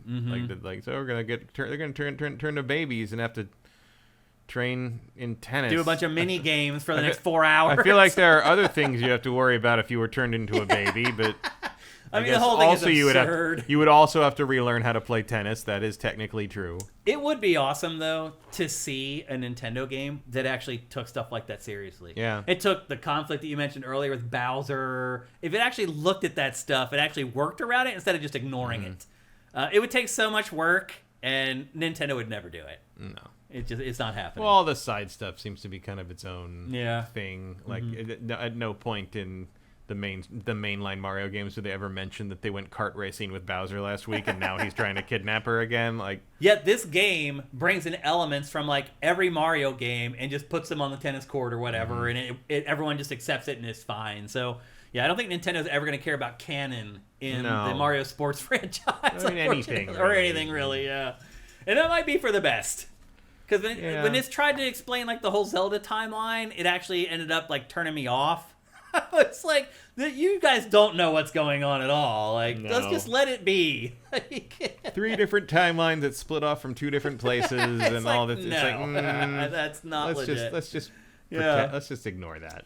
Vincent says the end of Odyssey touches that a bit with Peach rejecting both Mario and Bowser. It's true. Spoilers. Although that game is what, like 10 years old at this point, Mario Odyssey? Came in 2017? 2017 coming up, yeah. That's hard to believe. 10 years between 3D Marios. Well, that's where like the Bowsette meme came from. All right. With that thing that turned Bowser, well, it turns Bowser into a hot girl version of himself. Right. So Mario's just hanging out with him. And then like Peach is like, what the hell? And he's like, yeah, well, you make do with what you got, I suppose. Yeah. Oh, J.M. Rain turned into a baby boy. All the people on the Epstein list. Does Rosalina wear a tennis skirt? I mean, yeah, a tennis good? She does. Yeah, you saw that in the character selection. And notice she's the character that I selected in that multiplayer. No, you picked, what's her name? Oh, Rosalina. Yeah, Rosalina's the star, Yeah. Star lady. Yeah. You picked, what's her name? The Donkey Kong. Yeah. I'm blanking on her name. Well, the adult version of her. Yeah, well, she was always an adult. She's the adult in Odyssey. Yeah. She's younger in Bonanza. Right. Yeah. See if you have any other comments or questions. You guys have any questions about this game, hit me up. We say that canon doesn't matter, but the timeline is definitely in play. Yeah. Donkey Kong is a very long-lived gorilla. He's a silverback by now. Dazzle369. I just want Wii Sports, which I have already. I'm glad you brought that up, Dazzle. So that's the other thing. If you want to, you can set up the controls in this so it controls like Wii Sports. You can play with motion controls if you want. Ooh. But I'll say this. I went in and tried to set them up that way, and I got in this weird loop where I couldn't get back to the game. Like, I tried to set it up so the swing controls would work, and it said, oh, you can play this with 2 people with just one set of Joy-Con, and it could not figure out that I wanted to go back and play by myself with that setup. And, like, I had to go back and hit, like, the home screen on Switch 2 and, like, reload the game. I couldn't get out of it. So anyway, it does offer the ability to play with motion controls if you want to, but by default they're turned off, and you just aim with the analog stick. But I hear you. Wii Sports is great. Wii Sports Tennis is awesome. Vincent, why are Nintendo and Camelot allergic to making an actual sports RPG? I don't know. I mean, that is the next logical step of this, honestly. It's like, why were the handheld Mario sports games so great? It had legitimate stories in them that weren't offensive to adults. Like, I don't understand why the handheld games get that treatment, and then on the consoles you try to ask us for $70, and it's half of that. So I hear you, Vincent. You're right. Like, that is the next logical step for Mario sports games, is to make the console games into like how they used to be on the handheld. Because you're right, those were great games on handhelds, for sure. And I think people liked those, even if they didn't like sports. Yeah. Camelot and those guys did a great job on those games. So I hear you, Vincent, for sure. Let's see. Over on YouTube. Let me bring up chat, actually. Make it easier on everybody. Over on YouTube, all those Nintendo games are using the same fonts and graphics. It's starting to feel very cheap. That's from mpower6657. I mean, I think they do that on purpose to... I mean, for example, we do it on SIFTD. So we have 2 fonts that we use. We have the font that you see along the top there that's GameFace. That is called Rockwell Extra Bold, I believe. And then the other that we use is this font called Open Sans. And those are the only 2 fonts we use for everything. You guys have probably never even noticed it, but it has been there since day one on Sifted. Everything on the webpage, every graphic that we make for GameFace or Pactor Factor, it uses either Rockwell Extra Bold or Open Sans. And but that's those are also like unobtrusive fonts, whereas the Mario fonts they use are kind of obnoxious. I hear that, but it's something that you do on purpose to establish an aesthetic with your brand. So I understand why Nintendo does it. I also understand, Mr. Powers, why you think it sucks. Danco87 says, seems they reuse a lot of animations from Aces. Yes, for sure. Yeah, and that's always gonna happen. And that's how you make games that in 3 years instead of 8. Yeah, and I mean, how many different ways can Mario swing a racket? Right. Really? Yeah, but you're right. They did. You have a good eye. You caught that. But yeah, they reused a lot of stuff, and I'm sure Aces reused animations from what was the tennis game before that. I don't even remember. But I'm sure it reused animations as well. It's just kind of wasn't one before that on GameCube or something? Maybe. Yep. Congrim asking the price. I already shared that. $70. Sounds like you're describing a tutorial. I mean, yeah. I mean, the whole adventure mode is a tutorial to make you better at the game. So presumably, when you play locally against your family or you play online against other people, you can handle it. But I played through all this stuff and I still got my ass kicked online. So maybe not. I think that's it. Erebus also asked, why isn't this on Switch 1? Doesn't seem that. I don't think it could run on Switch 1. I mean, it could, but I think it would probably have dodgy frame rates. And like for sports games, dodgy frame rates are kind of a deal breaker. So it's like I said, playing online, lag is really important. Because if that ball is coming across and it's like skipping, like you're trying to time it, it makes it very hard. So you have to make sure that there's no lag. Same deal with frame rates. Let's see if we got. So is the fever a reference to Daisy being sick? Maybe. Actually, I think maybe you're right. I think that might be it. Yeah. Like, did we get this ridiculous story just from like a pun? Well, the weird thing is that like you take the fruit back to her, and she's healed and she's fine. Everybody else gets turned into babies. So it's like you helped her, and now you're the one that's screwed. Well, also, like, could we remember how that happened? So, like, when we're all, like, 80, we could go be babies again and live forever? Again, things in Nintendo games that they're never going to address or touch. It's like, no, let's not talk about that. Look like, over because here. of how many times that's happened, it's like, so the Mario characters basically have no idea how old they are now. Pretty much. Yeah. Because now... Especially if time moves differently in the Mushroom Kingdom. Like, everyone Mario and Luigi knew at home are probably dead. Right. Yeah, and they don't address any of that. Like, it might be the year 2025 there, but like maybe they went, through the pipes in Brooklyn in like 1925. Yep. We don't know. We don't know how Mario lived. Yep. Erebus says, if Witcher 3 can run on Switch 1, no way in hell that Mario Tennis can't. Wasn't Witcher 3 cloud? No, there is. Witcher 3 runs natively. But here's the thing. Look at the Switch version of Witcher 3 and then look at the PlayStation 5 version of Witcher 3. Also just look at how much particle stuff's flying around on this thing. I mean, like sure, you can change the character model so they're made of half of the polygons. You can't get every individual mustache hair on the Switch 1. The game would not look like that if it ran on Switch 1. Could you? Yeah. If you chop half of the polygons out of the character model, sure, you could get it to run on Switch 1. Anyway. So there you go. That's Mario Tennis Fever. I do not recommend buying it, but it is fun. If you do have a family, I would... If you have a family with a bunch of kids, it might be a pretty good buy, honestly. Because it's just endless replay value. It's just like Pong. There's a reason Pong was the first video game, and people still play Pong today. In fact, we're about to talk about a game next that has Pong in it in 2026. So... yeah, there's a reason that tennis, Pong, is timeless, because it's a very simple concept everyone can understand. And then, in this game's case, there is a lot of nuance and stuff below the surface that you can learn to get better at, to kind of separate yourself from your kids so you can beat them at Mario Tennis Fever. All right, well, there you go. It's time to move on. Next up, we're going to talk about Suda51's new game. I'm surprised you didn't play this, Matt. I honestly completely forgot about it. Really? Because I thought for sure you would play this. Because you generally like quirky Japanese stuff. I do like Suda's stuff mostly, but I think he's been on a bit of a cold streak lately. I would agree. What was his last game? Exactly. Nothing memorable. I mean, No More Heroes 3? No More Heroes 3. I think I want to say there was something in between there. But wasn't there like a little weird spin-off of No More Heroes that they did? That was before 3. Yeah. That was okay. Yeah. I mean, the No More Heroes games are okay. Yeah. for their time, the first one was interesting. Weirdly, like I think the subsequent games suffer from not having motion control. Mm-hmm. I think No More Heroes 1 is one of the few games I think needs the motion control to feel dynamic. Yes, there's crazy moments with the motion controls in that game. But Suda also made Killer 7. You may remember that from the GameCube era. He is known for making quirky, extremely violent, and interesting looking action games. And this game is no different. Romeo is a dead man. You play as an FBI agent. And the last thing he did was No More Heroes 3. That's what I thought. And then before that was Fire Pro Wrestling World. He was a scenario writer on that. But in terms of being a director, it was that, Travis Strikes Again, and before that, Cinemora EX and Let It Die. I forgot about that one. And Let It Die. I think I just excised that from my memory on purpose. I think a lot of people. So is this related to Killer is Dead, or is it a... This is all totally brand thing? new. Yeah, this is not related to any prior games. He just likes to put the word dead in the title. Yeah.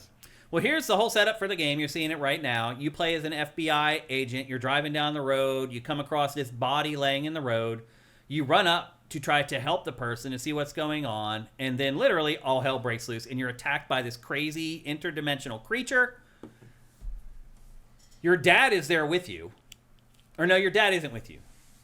Your dad helps you. So your dad is like this crazy mad scientist or whatever, and he gets the memo that you've been killed, and here in just a second, he will show up and basically save you. However, in order to save you, he has to turn you into this half man, half machine thing called Romeo. And once he does that, there's this girl called Juliet, oddly enough, that you are obsessed with. And pretty much the bulk of the game becomes you trying to track down Juliet. And she has some kind of a mental disorder or something like that.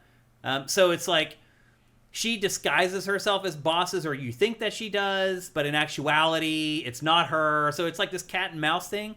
So here, believe it or not, this is your dad who is here with you right now trying to save your life. He lives in this like other dimension or whatever. And after this cutscene... Feels like Suda's been watching Rick and Morty. Maybe.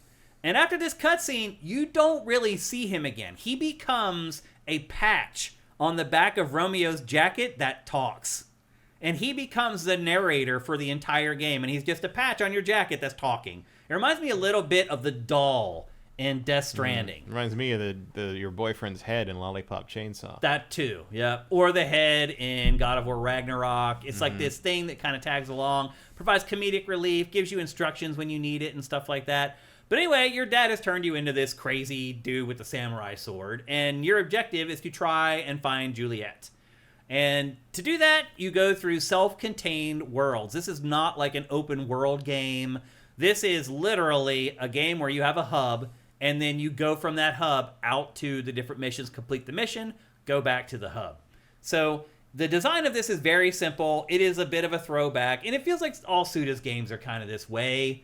It's like it feels like he's trapped in like 2004 or something like that with the way he designs his games. Here's how you choose the difficulty. You pick chocolate, which is interesting. Everything in this game is done in like a different way. And if you haven't played Suda's games before, then you wouldn't know that, but that's kind of the way he operates. There's the dad patch that talks to you throughout the entire game. And he's like, what the... Again, another thing that Suda's known for is just non sequitur weird stuff in his games. Yeah, although also there's a lot of Chainsaw Man here. No, you're right. Some of it's just he just puts what he's into right now into, and then like this, you're like, oh, it's just No More Heroes. Yeah. Right down to the danger tape across the thing you can't cross, and the particle effects everywhere. Like the funny thing is, these are all voxels, and we made a short for this that we published on YouTube, and YouTube nuked it because they said it was too bloody and violent. It's not even blood; it's red pixels. Yeah. And that never happens. We've never had stuff blocked for violence on YouTube. They blocked our short of this because of the red voxels. Weird. And I even tried to explain it when I disputed it. I was like, that isn't blood. Those are actually just like red pixels. It's like voxels. Like, Google it. Nope, denied. Our appeal was denied. So anyway, this game appears to be gory, but if you actually look closely at it, it's not really blood. And so the whole time you're playing it, you're kind of wondering if this is some kind of a digital world that you're playing in. And to further that, the game is split into kind of two sections. You have the real world where you fight these zombies, and then you find these TVs scattered throughout the world, and if you activate them, they will take you to this other world. It's almost like, do you remember Metal Gear Solid VR missions? Yeah. Where it's just like this framework that you play. Yeah, that was also in Travis Strikes Back. Yeah. Like a lot of that was in that kind of that world. So you go back and forth between the real world and this virtual world. It's just basically all wireframe. And when you're in the wireframe parts of the game, there's no combat. You're basically just traversing. There's some very light platforming involved. You're just trying to find your way through the world and collect several of these keys that then unlocks the gate to the next world that you need to go to. So you play through the loop. You play through worlds like this out in what you would call the real world, where you're fighting zombies and bosses and things like that. Once you finish the mission, they send you back to your spaceship, your FBI spaceship out in space. And the crazy part about it is, once you go there, the game shifts to 2D. And so the spaceship is all like 16-bit 2D pixelated graphics. And back at the ship, you can do all the stuff you would expect. You can level up your weapons. You can get new weapons. You talk to people. There's a whole system in this called Bastards. And you can see on the bottom right there, this footage, I haven't unlocked it yet. But basically, on the ship, you go to this little area where you plant these seeds and you grow zombies, basically. And each zombie has a different ability. Sometimes they'll turn into a turret. Sometimes they'll just rush enemies and explode. Sometimes they're just a brain that like pulses out like buffs or whatever. And you grow the bastards in the ship. And once you harvest them and pull them out of the ground, you literally pull them out of the ground like you grew them. You can also then combine them together. So there's this whole system around the bastards that you use. And eventually once you get them, that menu in the bottom right there, you hit L1 and you can equip up to 4 bastards at a time. You just tap the button that corresponds to the bastard and send them into combat. And eventually it gets to the point where you need to use those because the game starts to get pretty difficult as far as like making headway. There are save points everywhere. Those TVs double as save points. You can also use most of the TVs to go back to the ship whenever you want, which is important because sometimes you get to boss fights and you're like, I can't beat this guy with my current level, or it's going to take me forever to do it. You can go back to a TV, just warp back to the ship, level up your blade, level up your gun, do any other stuff you need to do, raise a bunch of bastards, level up your bastards, then go back and return exactly to that TV and continue the boss fight. So the game is pretty gentle, although there are some pretty evil runbacks in this game as well. Like there's some times where you'll go through a big section of the game and then fight a boss and then die to the boss and have to do the run back all the way through that section again and fight the boss. It doesn't happen every time. There's a couple sections where it gets kind of annoying. The combat in this, like I said, you have your sword, and there's like 4 or 5 different swords that you can unlock throughout the course of the game. Your sword levels up as you play. You also have a gun. You're seeing me use it right here. And some of the enemies have weak points on them where you're supposed to shoot. And a lot of the bosses have this as well. It's how a lot of the boss fights work. And you just shoot those spots on them, and it takes them out a lot more quickly. It doesn't work as good as I thought it was going to, though. Like, you would assume if you take out all those spots, it would kill enemies. A lot of times it does not. But that's sort of one of the things that games tries to teach you, is anytime you see one of those flower-like spots on an enemy, you should shoot it with your gun. And again, the gun levels up just like the sword does, but nothing ever really evolves beyond that, Matt. Like what I just described to you, that all happens in the first 2 hours, and that's kind of where the game stays. Like the combat with the sword never evolves that much. Like you have like kind of the same 3-hit combo, 4-hit combo over and over. You can hack and slash with square, and then triangle is your heavier attack. And you have different attacks if you hold in the buttons or whatever and then release them. You get more powerful attacks. But otherwise, for a game that really is 80% what you're seeing right now, the combat does not evolve enough throughout the course of the game, unfortunately. At least I don't think it does. The plot of the game, here's the thing about Suda, Matt, is it like... It almost feels like he just writes down whatever comes to his mind. And in some ways that can be successful sometimes, but in other ways it just kind of becomes messy. So you have 3D visuals in this. Then you go back to the ship. There's 2D visuals. But then the cutscenes, some of them are real time. Some of them are these like comic book things that you look at. Like a lot of the big cutscenes that really move the plot forward, like as you go back to the ship, are just comic book stills. And they don't take the time to create real cinemas and flesh out the story and the plot. And the game, here's what I was talking about earlier. This is the other world that you go to where everything's just wireframe. And there's no combat in these sections. It's literally just all traversal. But generally, the game does feel messy because there's just all these different art styles and like everything's just flashing and moving really fast. And you're like... Again, if you played a lot of Suda's games, you know exactly what I'm talking about. If you're listening to this and you're not watching the B-roll that we're showing right now, you know what I'm talking about. That's the way all Suda's games are. And it feels like it's always hit or miss. It's like sometimes it lands, sometimes it doesn't. And in the context of a single game, it will land or won't land. And that is the case here too. Like the plot is silly and ridiculous like most Suda's plots. There's no deeper meaning to Juliet or anything like that. Like, I feel like a lot of times I come into Suda's games and I first start playing them and my mind goes wild with the possibilities, but then those possibilities are never realized. Mm-hmm. Does that make sense to you? Yeah. Well, because like that's part of the frisson of what makes something like David Lynch interesting. Yeah. But the thing is that even though Lynch will never tell you exactly what he's talking about, he's clearly talking about something. Mm-hmm. Like nothing in David Lynch is there for no reason. He's just not going to tell you the reason. Why it's there. Yeah. In this, I think a lot of the reason is just whimsy. Mm-hmm. It's just shock cool. value, I think. Yeah, be cool if that happened, or it'd be weird if this happened. Well, it's like the whole... Or I'm watching Chainsaw Man now, so I'm going to put this in here. Or I've been reading a lot of Western comics, so this is gonna happen now. It's a lot of shock value. Even like No More Heroes 1, like they made you like do the jack off thing to like get your sword ready. There's scenes of him on the toilet. Like he does stuff in games that a lot of other people won't do in games. Mm-hmm. And maybe because it's against their better judgment. All the mini games are going to be really boring chores, but you have to do them or you don't have enough money to do what you need to do. Mm-hmm. Like, yeah, the mini games in this are not great, honestly. They're just busy work that I feel like a lot of times it's just trying to stretch out the length of the game.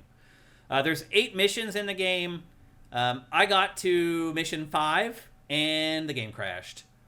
So I got to a point where I went through one of the TVs and got in a boss fight. I died my first attempt at the boss because I went through and I was already basically dead because I had already fought through a big section of the game. I died on my first attempt at the boss fight, and when it reloaded the game, it reloaded me right next to the TV. And when I selected the TV to try to go back and fight the boss, it just crashed. It went to this crazy black room where Romeo just fell into this abyss until I reset the console. I contacted PR, let them know what happened, and that's where it was kind of left. So I was not able to finish the game.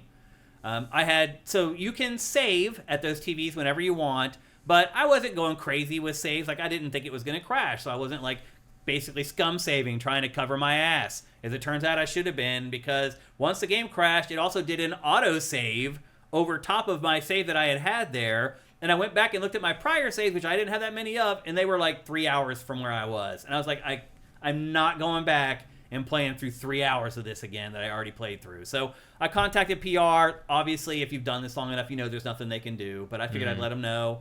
And they're like, we're sorry. We apologize for that. And they were very cordial about it. But that's as far as I could go. But I'll be honest with you, Matt, because the game was not evolving enough, I was okay with it. Like, I felt like I had kind of squeezed. I'd played 5 hours, 6 hours of it at that point, and I felt like I had pretty much squeezed it of all that was there. Because the combat wasn't evolving enough. The bastards were kind of the only X factor at that point. You're kind of waiting to see if you can get a new bastard.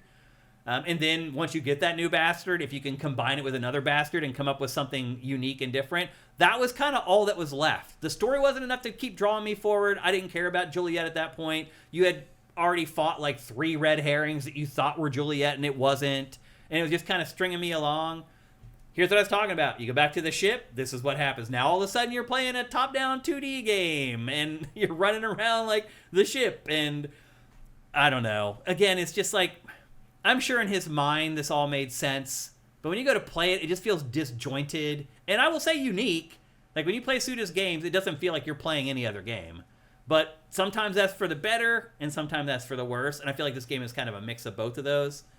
The other thing, too, is once you go back to the ship and you want to go and play the next mission, you go into the bridge and you actually control the ship. And you fly the ship to your next destination. You look at a map and you find your destination, you set your course, then you jump in the captain's seat and you fly to it. And then you have to like steer and pick up some resources on the way there, but it's pretty non-interactive. Now you're seeing your mom is at the ship, and she makes food for you that you can use for buffs and things like that. And that's part of the game as well, collecting food stuffs that you find out in the world and then bringing them back to mom so she can make you curry and stuff like that. I hardly ever even use those things. The game is not challenging enough that I felt like I need a 10% boost in my defensive stats before I go through this section of the game. I never really got there, to be perfectly honest. So now you're seeing me leveling up the weapons. The leveling up of your weapons is very slow. Like when you go back after you've been out and you fought through a whole mission, you can probably level up your gun or your sword in one category, one level. Like later on, I think there was one time I got 2 or something like that. And there's this weird system where you're collecting space debris while you're out there, and you have to. It just goes on and on with all this weird stuff that none of it kind of snaps and fits together. But again, that's kind of Suda's thing, you know. Yeah. It's just like this avant-garde way of making games. I mean, you gotta at least admit there's nothing else like it. Yeah, and now there's like this weird maze game that you play, and if you actually pick up this stuff, it increases the abilities of your gun and your sword, and increases your overall health. Here's the bastard stuff, the whole system where you're raising bastards and you're literally planting them in the ground, and then you pull them out of the ground to harvest them. And then there's this weird scene where the 2 bastards will fight each other to decide who is the primary bastard. If you combine them, they'll fight, and they figure out who is the dominant bastard of the pair. So basically, when you combine the 2, the one that wins the little fight, that's the one's abilities that will ultimately take over for that bastard when you go out into the field. It's crazy. Like, here you are, harvesting the bastard. It's just so, I mean, again, there's nobody like Suda51. And it is amazing to me that somehow, some way, he keeps getting money to do this stuff. Like, this game is made by Grasshopper Manufacture, his little studio that I think hasn't made anything in maybe like 15 years. But somehow, he got funding from somebody to get Grasshopper going again and make this game. And, like, you play it, it doesn't come off as, like, low rent or low budget or anything like that. I mean, I think most of the things people will complain about are creative choices that Suda made, not something that's janky or broken in the game, although it did ultimately crash for me. But otherwise, I didn't find any bugs or other issues. Like, the craftsmanship here is pretty good. Game also, for a Suda51 game, probably the best looking Suda51 game ever released. Mm-hmm. I mean, it is 2026. You would expect, him to get better as time went on, but his games usually aren't technical marvels, is what I'm getting at. And this one is at least on par kind of with the games that we're playing today. So there you can see. That's what I created with those 2 bastards, is a brain that shoots lasers or something. So this is what the only draw for me after like 4 hours, this is what kept me going, was seeing what kind of bastards I could create and then taking them out in the field and in fighting with them, seeing what they could do. Other than that, the hack and slash, the gunplay were out very quickly, and there's not much left to it. You also fight the same enemies over and over again. They're very slow in introducing new enemies. I think by the time the game crashed and I had to stop playing, they had introduced maybe 2 new enemies from the first set that I saw in the first mission. So there's the Pong. There's the Pong I was talking about, yeah. But this is Suda, man. He just mixes stuff in here. This is the whole ship part where you find your destination and then you fly there. It's just, he puts so much stuff in his games, but none of it is like crazy compelling. I guess is the best way I could put it. It's hit or miss. Some stuff makes sense and is fun. Some stuff makes no sense and is no fun. And this game is a lot like that as well. So, yeah. Toon Medic, thank you for Twitch Prime sliding in there. What happened to Showa? This reminds me of that. Are you familiar with Showa? No. Me either. Yeah, I'm not sure what Joaquin Dragon is talking about there. I know the era. Yeah. I'm not sure. So anyway, I played it for 5-6 hours or something like that before it crashed. I did sort of do a little bit of research and looking around. It looks like I was more than halfway through the game. They say the game's only about 8 or 9 hours long. So it's not an extraordinarily long game, but I would also argue that like you won't want to play this much more than that because it just doesn't evolve enough over the playtime to make it compelling to make you want to keep coming back. So I had fun. I always have fun playing through Suda's games just to see what insane stuff he jams in there.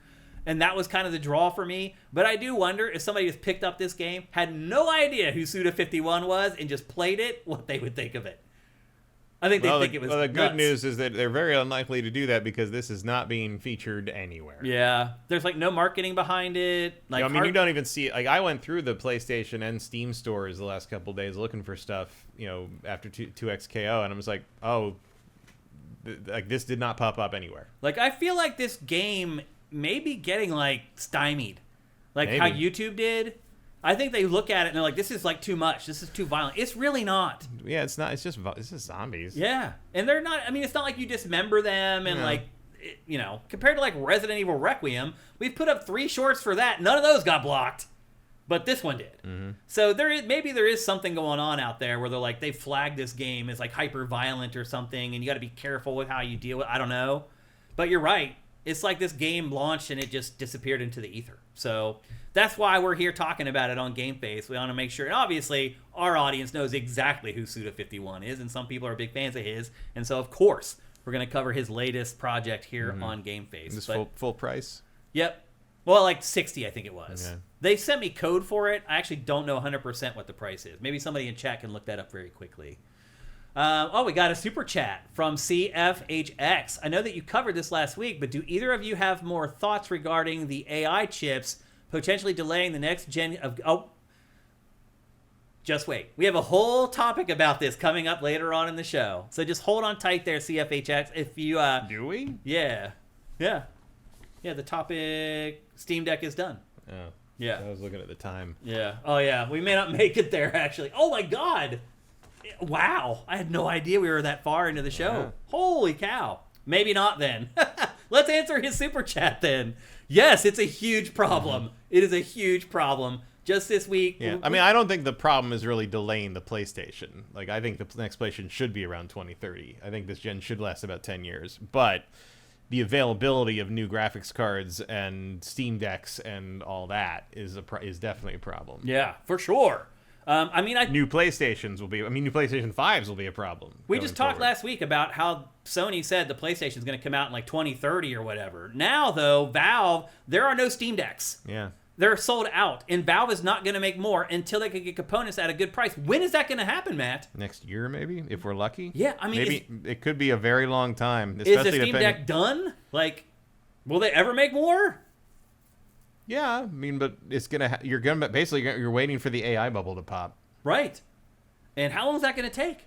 I don't know, but after that happens, if it's not handled well, we could end up in a depression. So that would also put a damper on making high-end electronics equipment for people. There's economists are saying if the AI bubble pops, it'll be worse than the 2008 crash. Oh, I guarantee it. Literally, maybe as bad as the Great Depression. Look, because we're in a recession right now. Right. Nobody's They won't admitting admit it yet. Yeah. But like once you rip the scab off the top of the economy that is the stock market, dead-end AI investment nonsense, you're going to realize, like, that's a problem. And yeah, you could end up in a Great Depression situation. Yeah. So anyway. And I guarantee you the people who, like, put us there with all the AI bullshit are not going to be in the line for bread with you. Yeah. No, you're right. Yep. Well, unfortunately, we're going to have to call it there. We're going to have to talk about 2XKO in next week's episode because we're just flat out of time. And Vincent made a nice joke there. He's like, you got your work cut out for you for us GameFace TLDR this week. Either right. Yep. We'll see how that goes. But anyway, we're going to have to call it there, unfortunately, because we are out of time. Man, the time flew today for some reason. I don't understand it. It's crazy. But anyway, obviously, we can't leave before we do one more thing, and that is...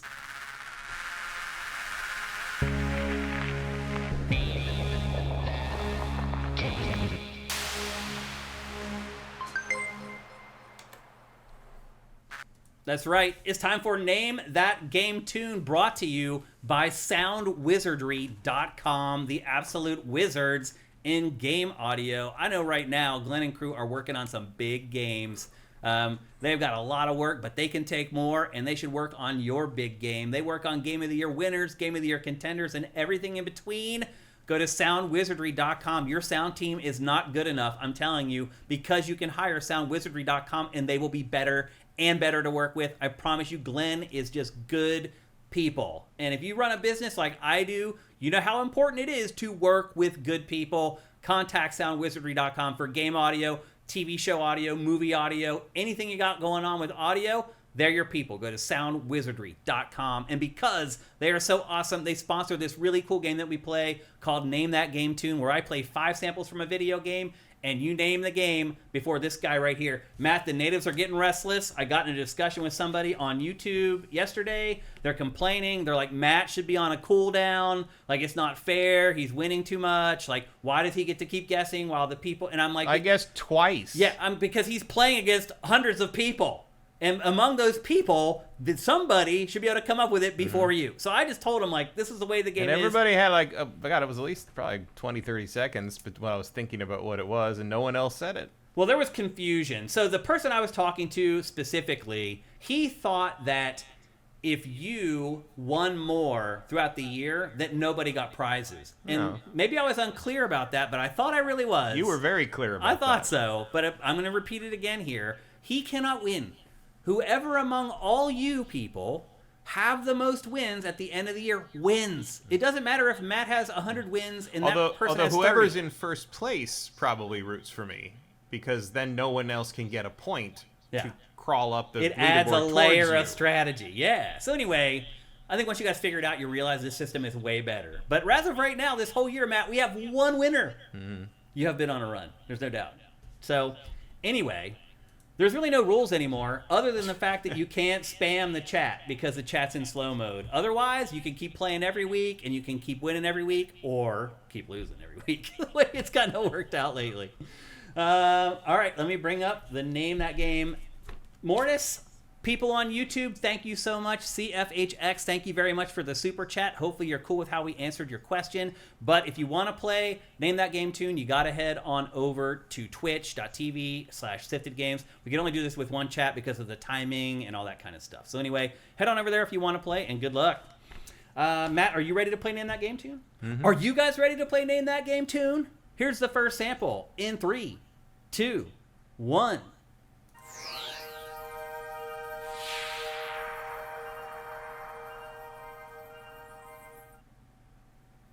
Not Body Harvest. I already did that one, Emperor Dread. Was he here when we did Body Harvest? We did it not that long ago. Spyro 1, no. Katamari Damacy. Not Katamari Damacy. Although I see where you got that. Phantasy Star, no. Kingdom Hearts, no. Wii Sports, no. Chrono Trigger, no. Super Mario Galaxy, no. Zaboomafoo with the Crack Bros. What's up? You have the best username. I wish you were in chat more often just so I could say it. Highguard, no. Although it looks like Highguard's dead. Forspoken, no. Bomberman 64, nope. Nemo Dream Master, that's not it. The Simpsons, that's not it. And Blue Dragon is incorrect. The website went down today for Highguard. Oh. Yep. Uh-oh. Not a good sign. Space Station Silicon Valley, no, but that's a great pull, Emperor Dread. Super Mario RPG, no. Super Mario Sunshine, no. Donut County, no. Another Super Mario RPG, but nope. I mean, I believe that's Mario RPG Gooper.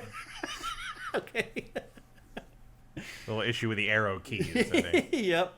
Any last guesses before we go to the second one? Nights into Dreams, no. No, I would have known that one. Yep. All right. Going once. Going twice. All right. Here's the second sample in 3, 2, 1.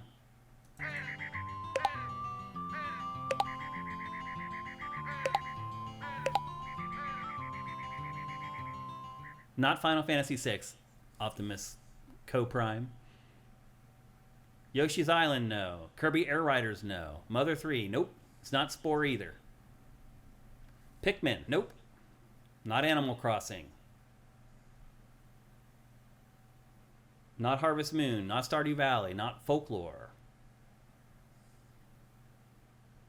Super Mario Kart, nope. Toilet Ploppers. That is kind of what it sounded like. That's funny, Justin. Monster Ranger, no. Vincent says, I think I might know it. Vincent, you can play if you want to. Billy Hatcher, no. Aladdin, no. Wind Waker, nope. Any last guesses before we move on to the third one? Wild Arms. No. I'm just glad that Matt didn't guess it on the first one. Paper Mario, no. Golden Sun, no. It's familiar, but it's not clicking. Tomba, no. Any last guesses? Ape Escape? Nope.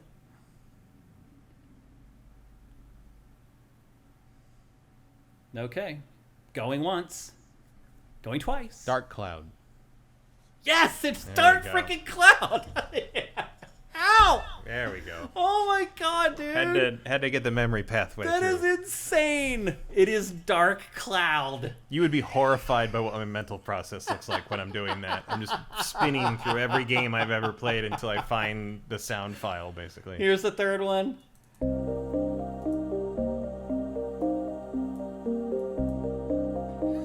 It's crazy, man. Here's the fourth one. That's right. That first one is the teleporting back out of the dungeon. Yeah. That's it. Yeah. Here's the fourth one. Okay. You're just too damn good. Yeah.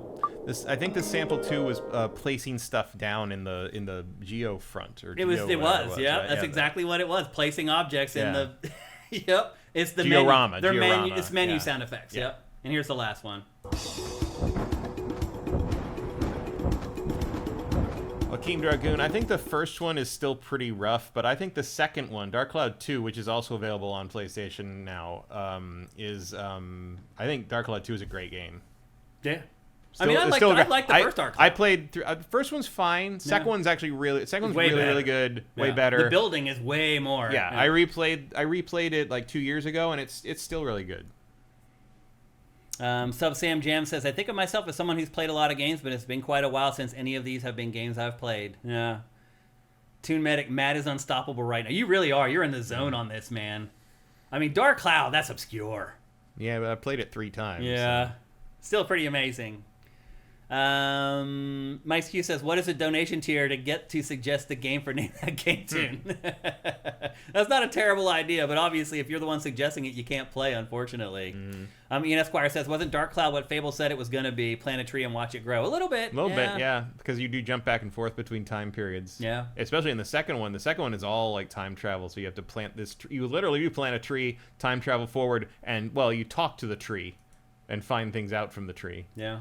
And you have to plant the tree in the right position or it doesn't grow right. Yeah. It definitely delivered on that idea better than Fable ever did. It did.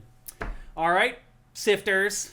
Thanks to everybody who showed up. Sorry it took us a little while to get you guys into the show today. Hopefully that'll never happen again. I'm taking the PC home today, and it's going to be an adventure trying to get that thing fixed. We'll see how it goes. A big thanks, though, to everybody who showed up both on YouTube and at twitch.tv/SIFTDGames. As always, you make the show much better.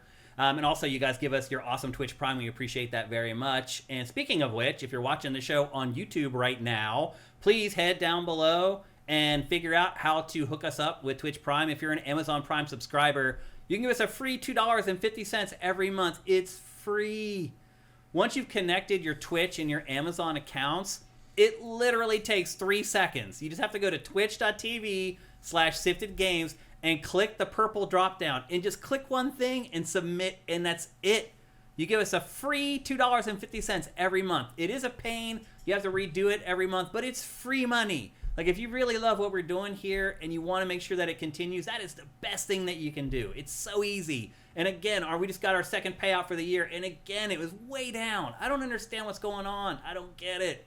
But please do it. We'd really appreciate it. And of course, I think a lot of people are canceling Amazon Prime. Maybe. I think you may be right.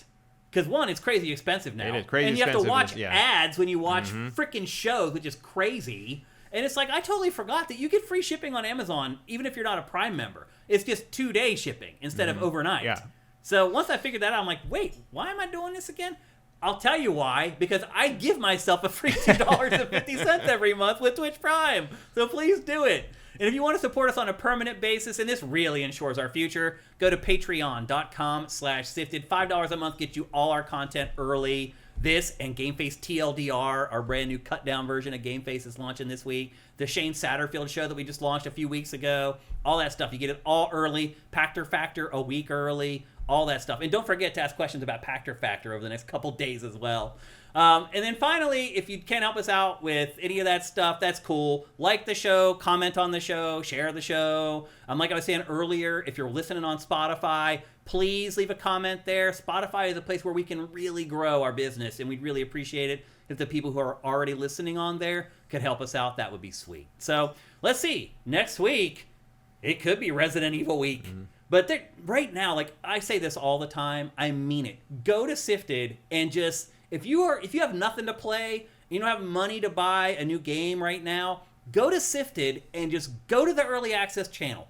The only place in the world that you can do this, and Sifted has tons of places like that, the only place you can do it, but this is another one that's really awesome.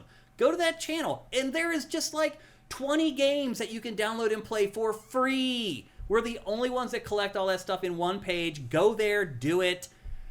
Go to Sifted, by the way. If you're not using Sifted, I don't know what the hell you're doing. You're wasting your time. So go to sifted.net if you love video games. It's a great place with great people who are adults that like video games. If you're sick of the crap, dealing with the crap on YouTube, and I am, go to sifted.net. A bunch of adults who love video games, and we're still passionate. It's not like we sit there and like fillet each other. We still have spirited discussions around games. We just act like adults when we have them, and we don't denigrate each other or insult each other. We just talk about the game. So head to sifted.net. We'd love to see you over there. Any way you can help us financially or just liking the show, we'd really appreciate it. We'll see you next week, hopefully, for Resident Evil Requiem. You don't know for sure, but maybe. Until then, have yourselves a great week filled with great games. GameFace is up and out.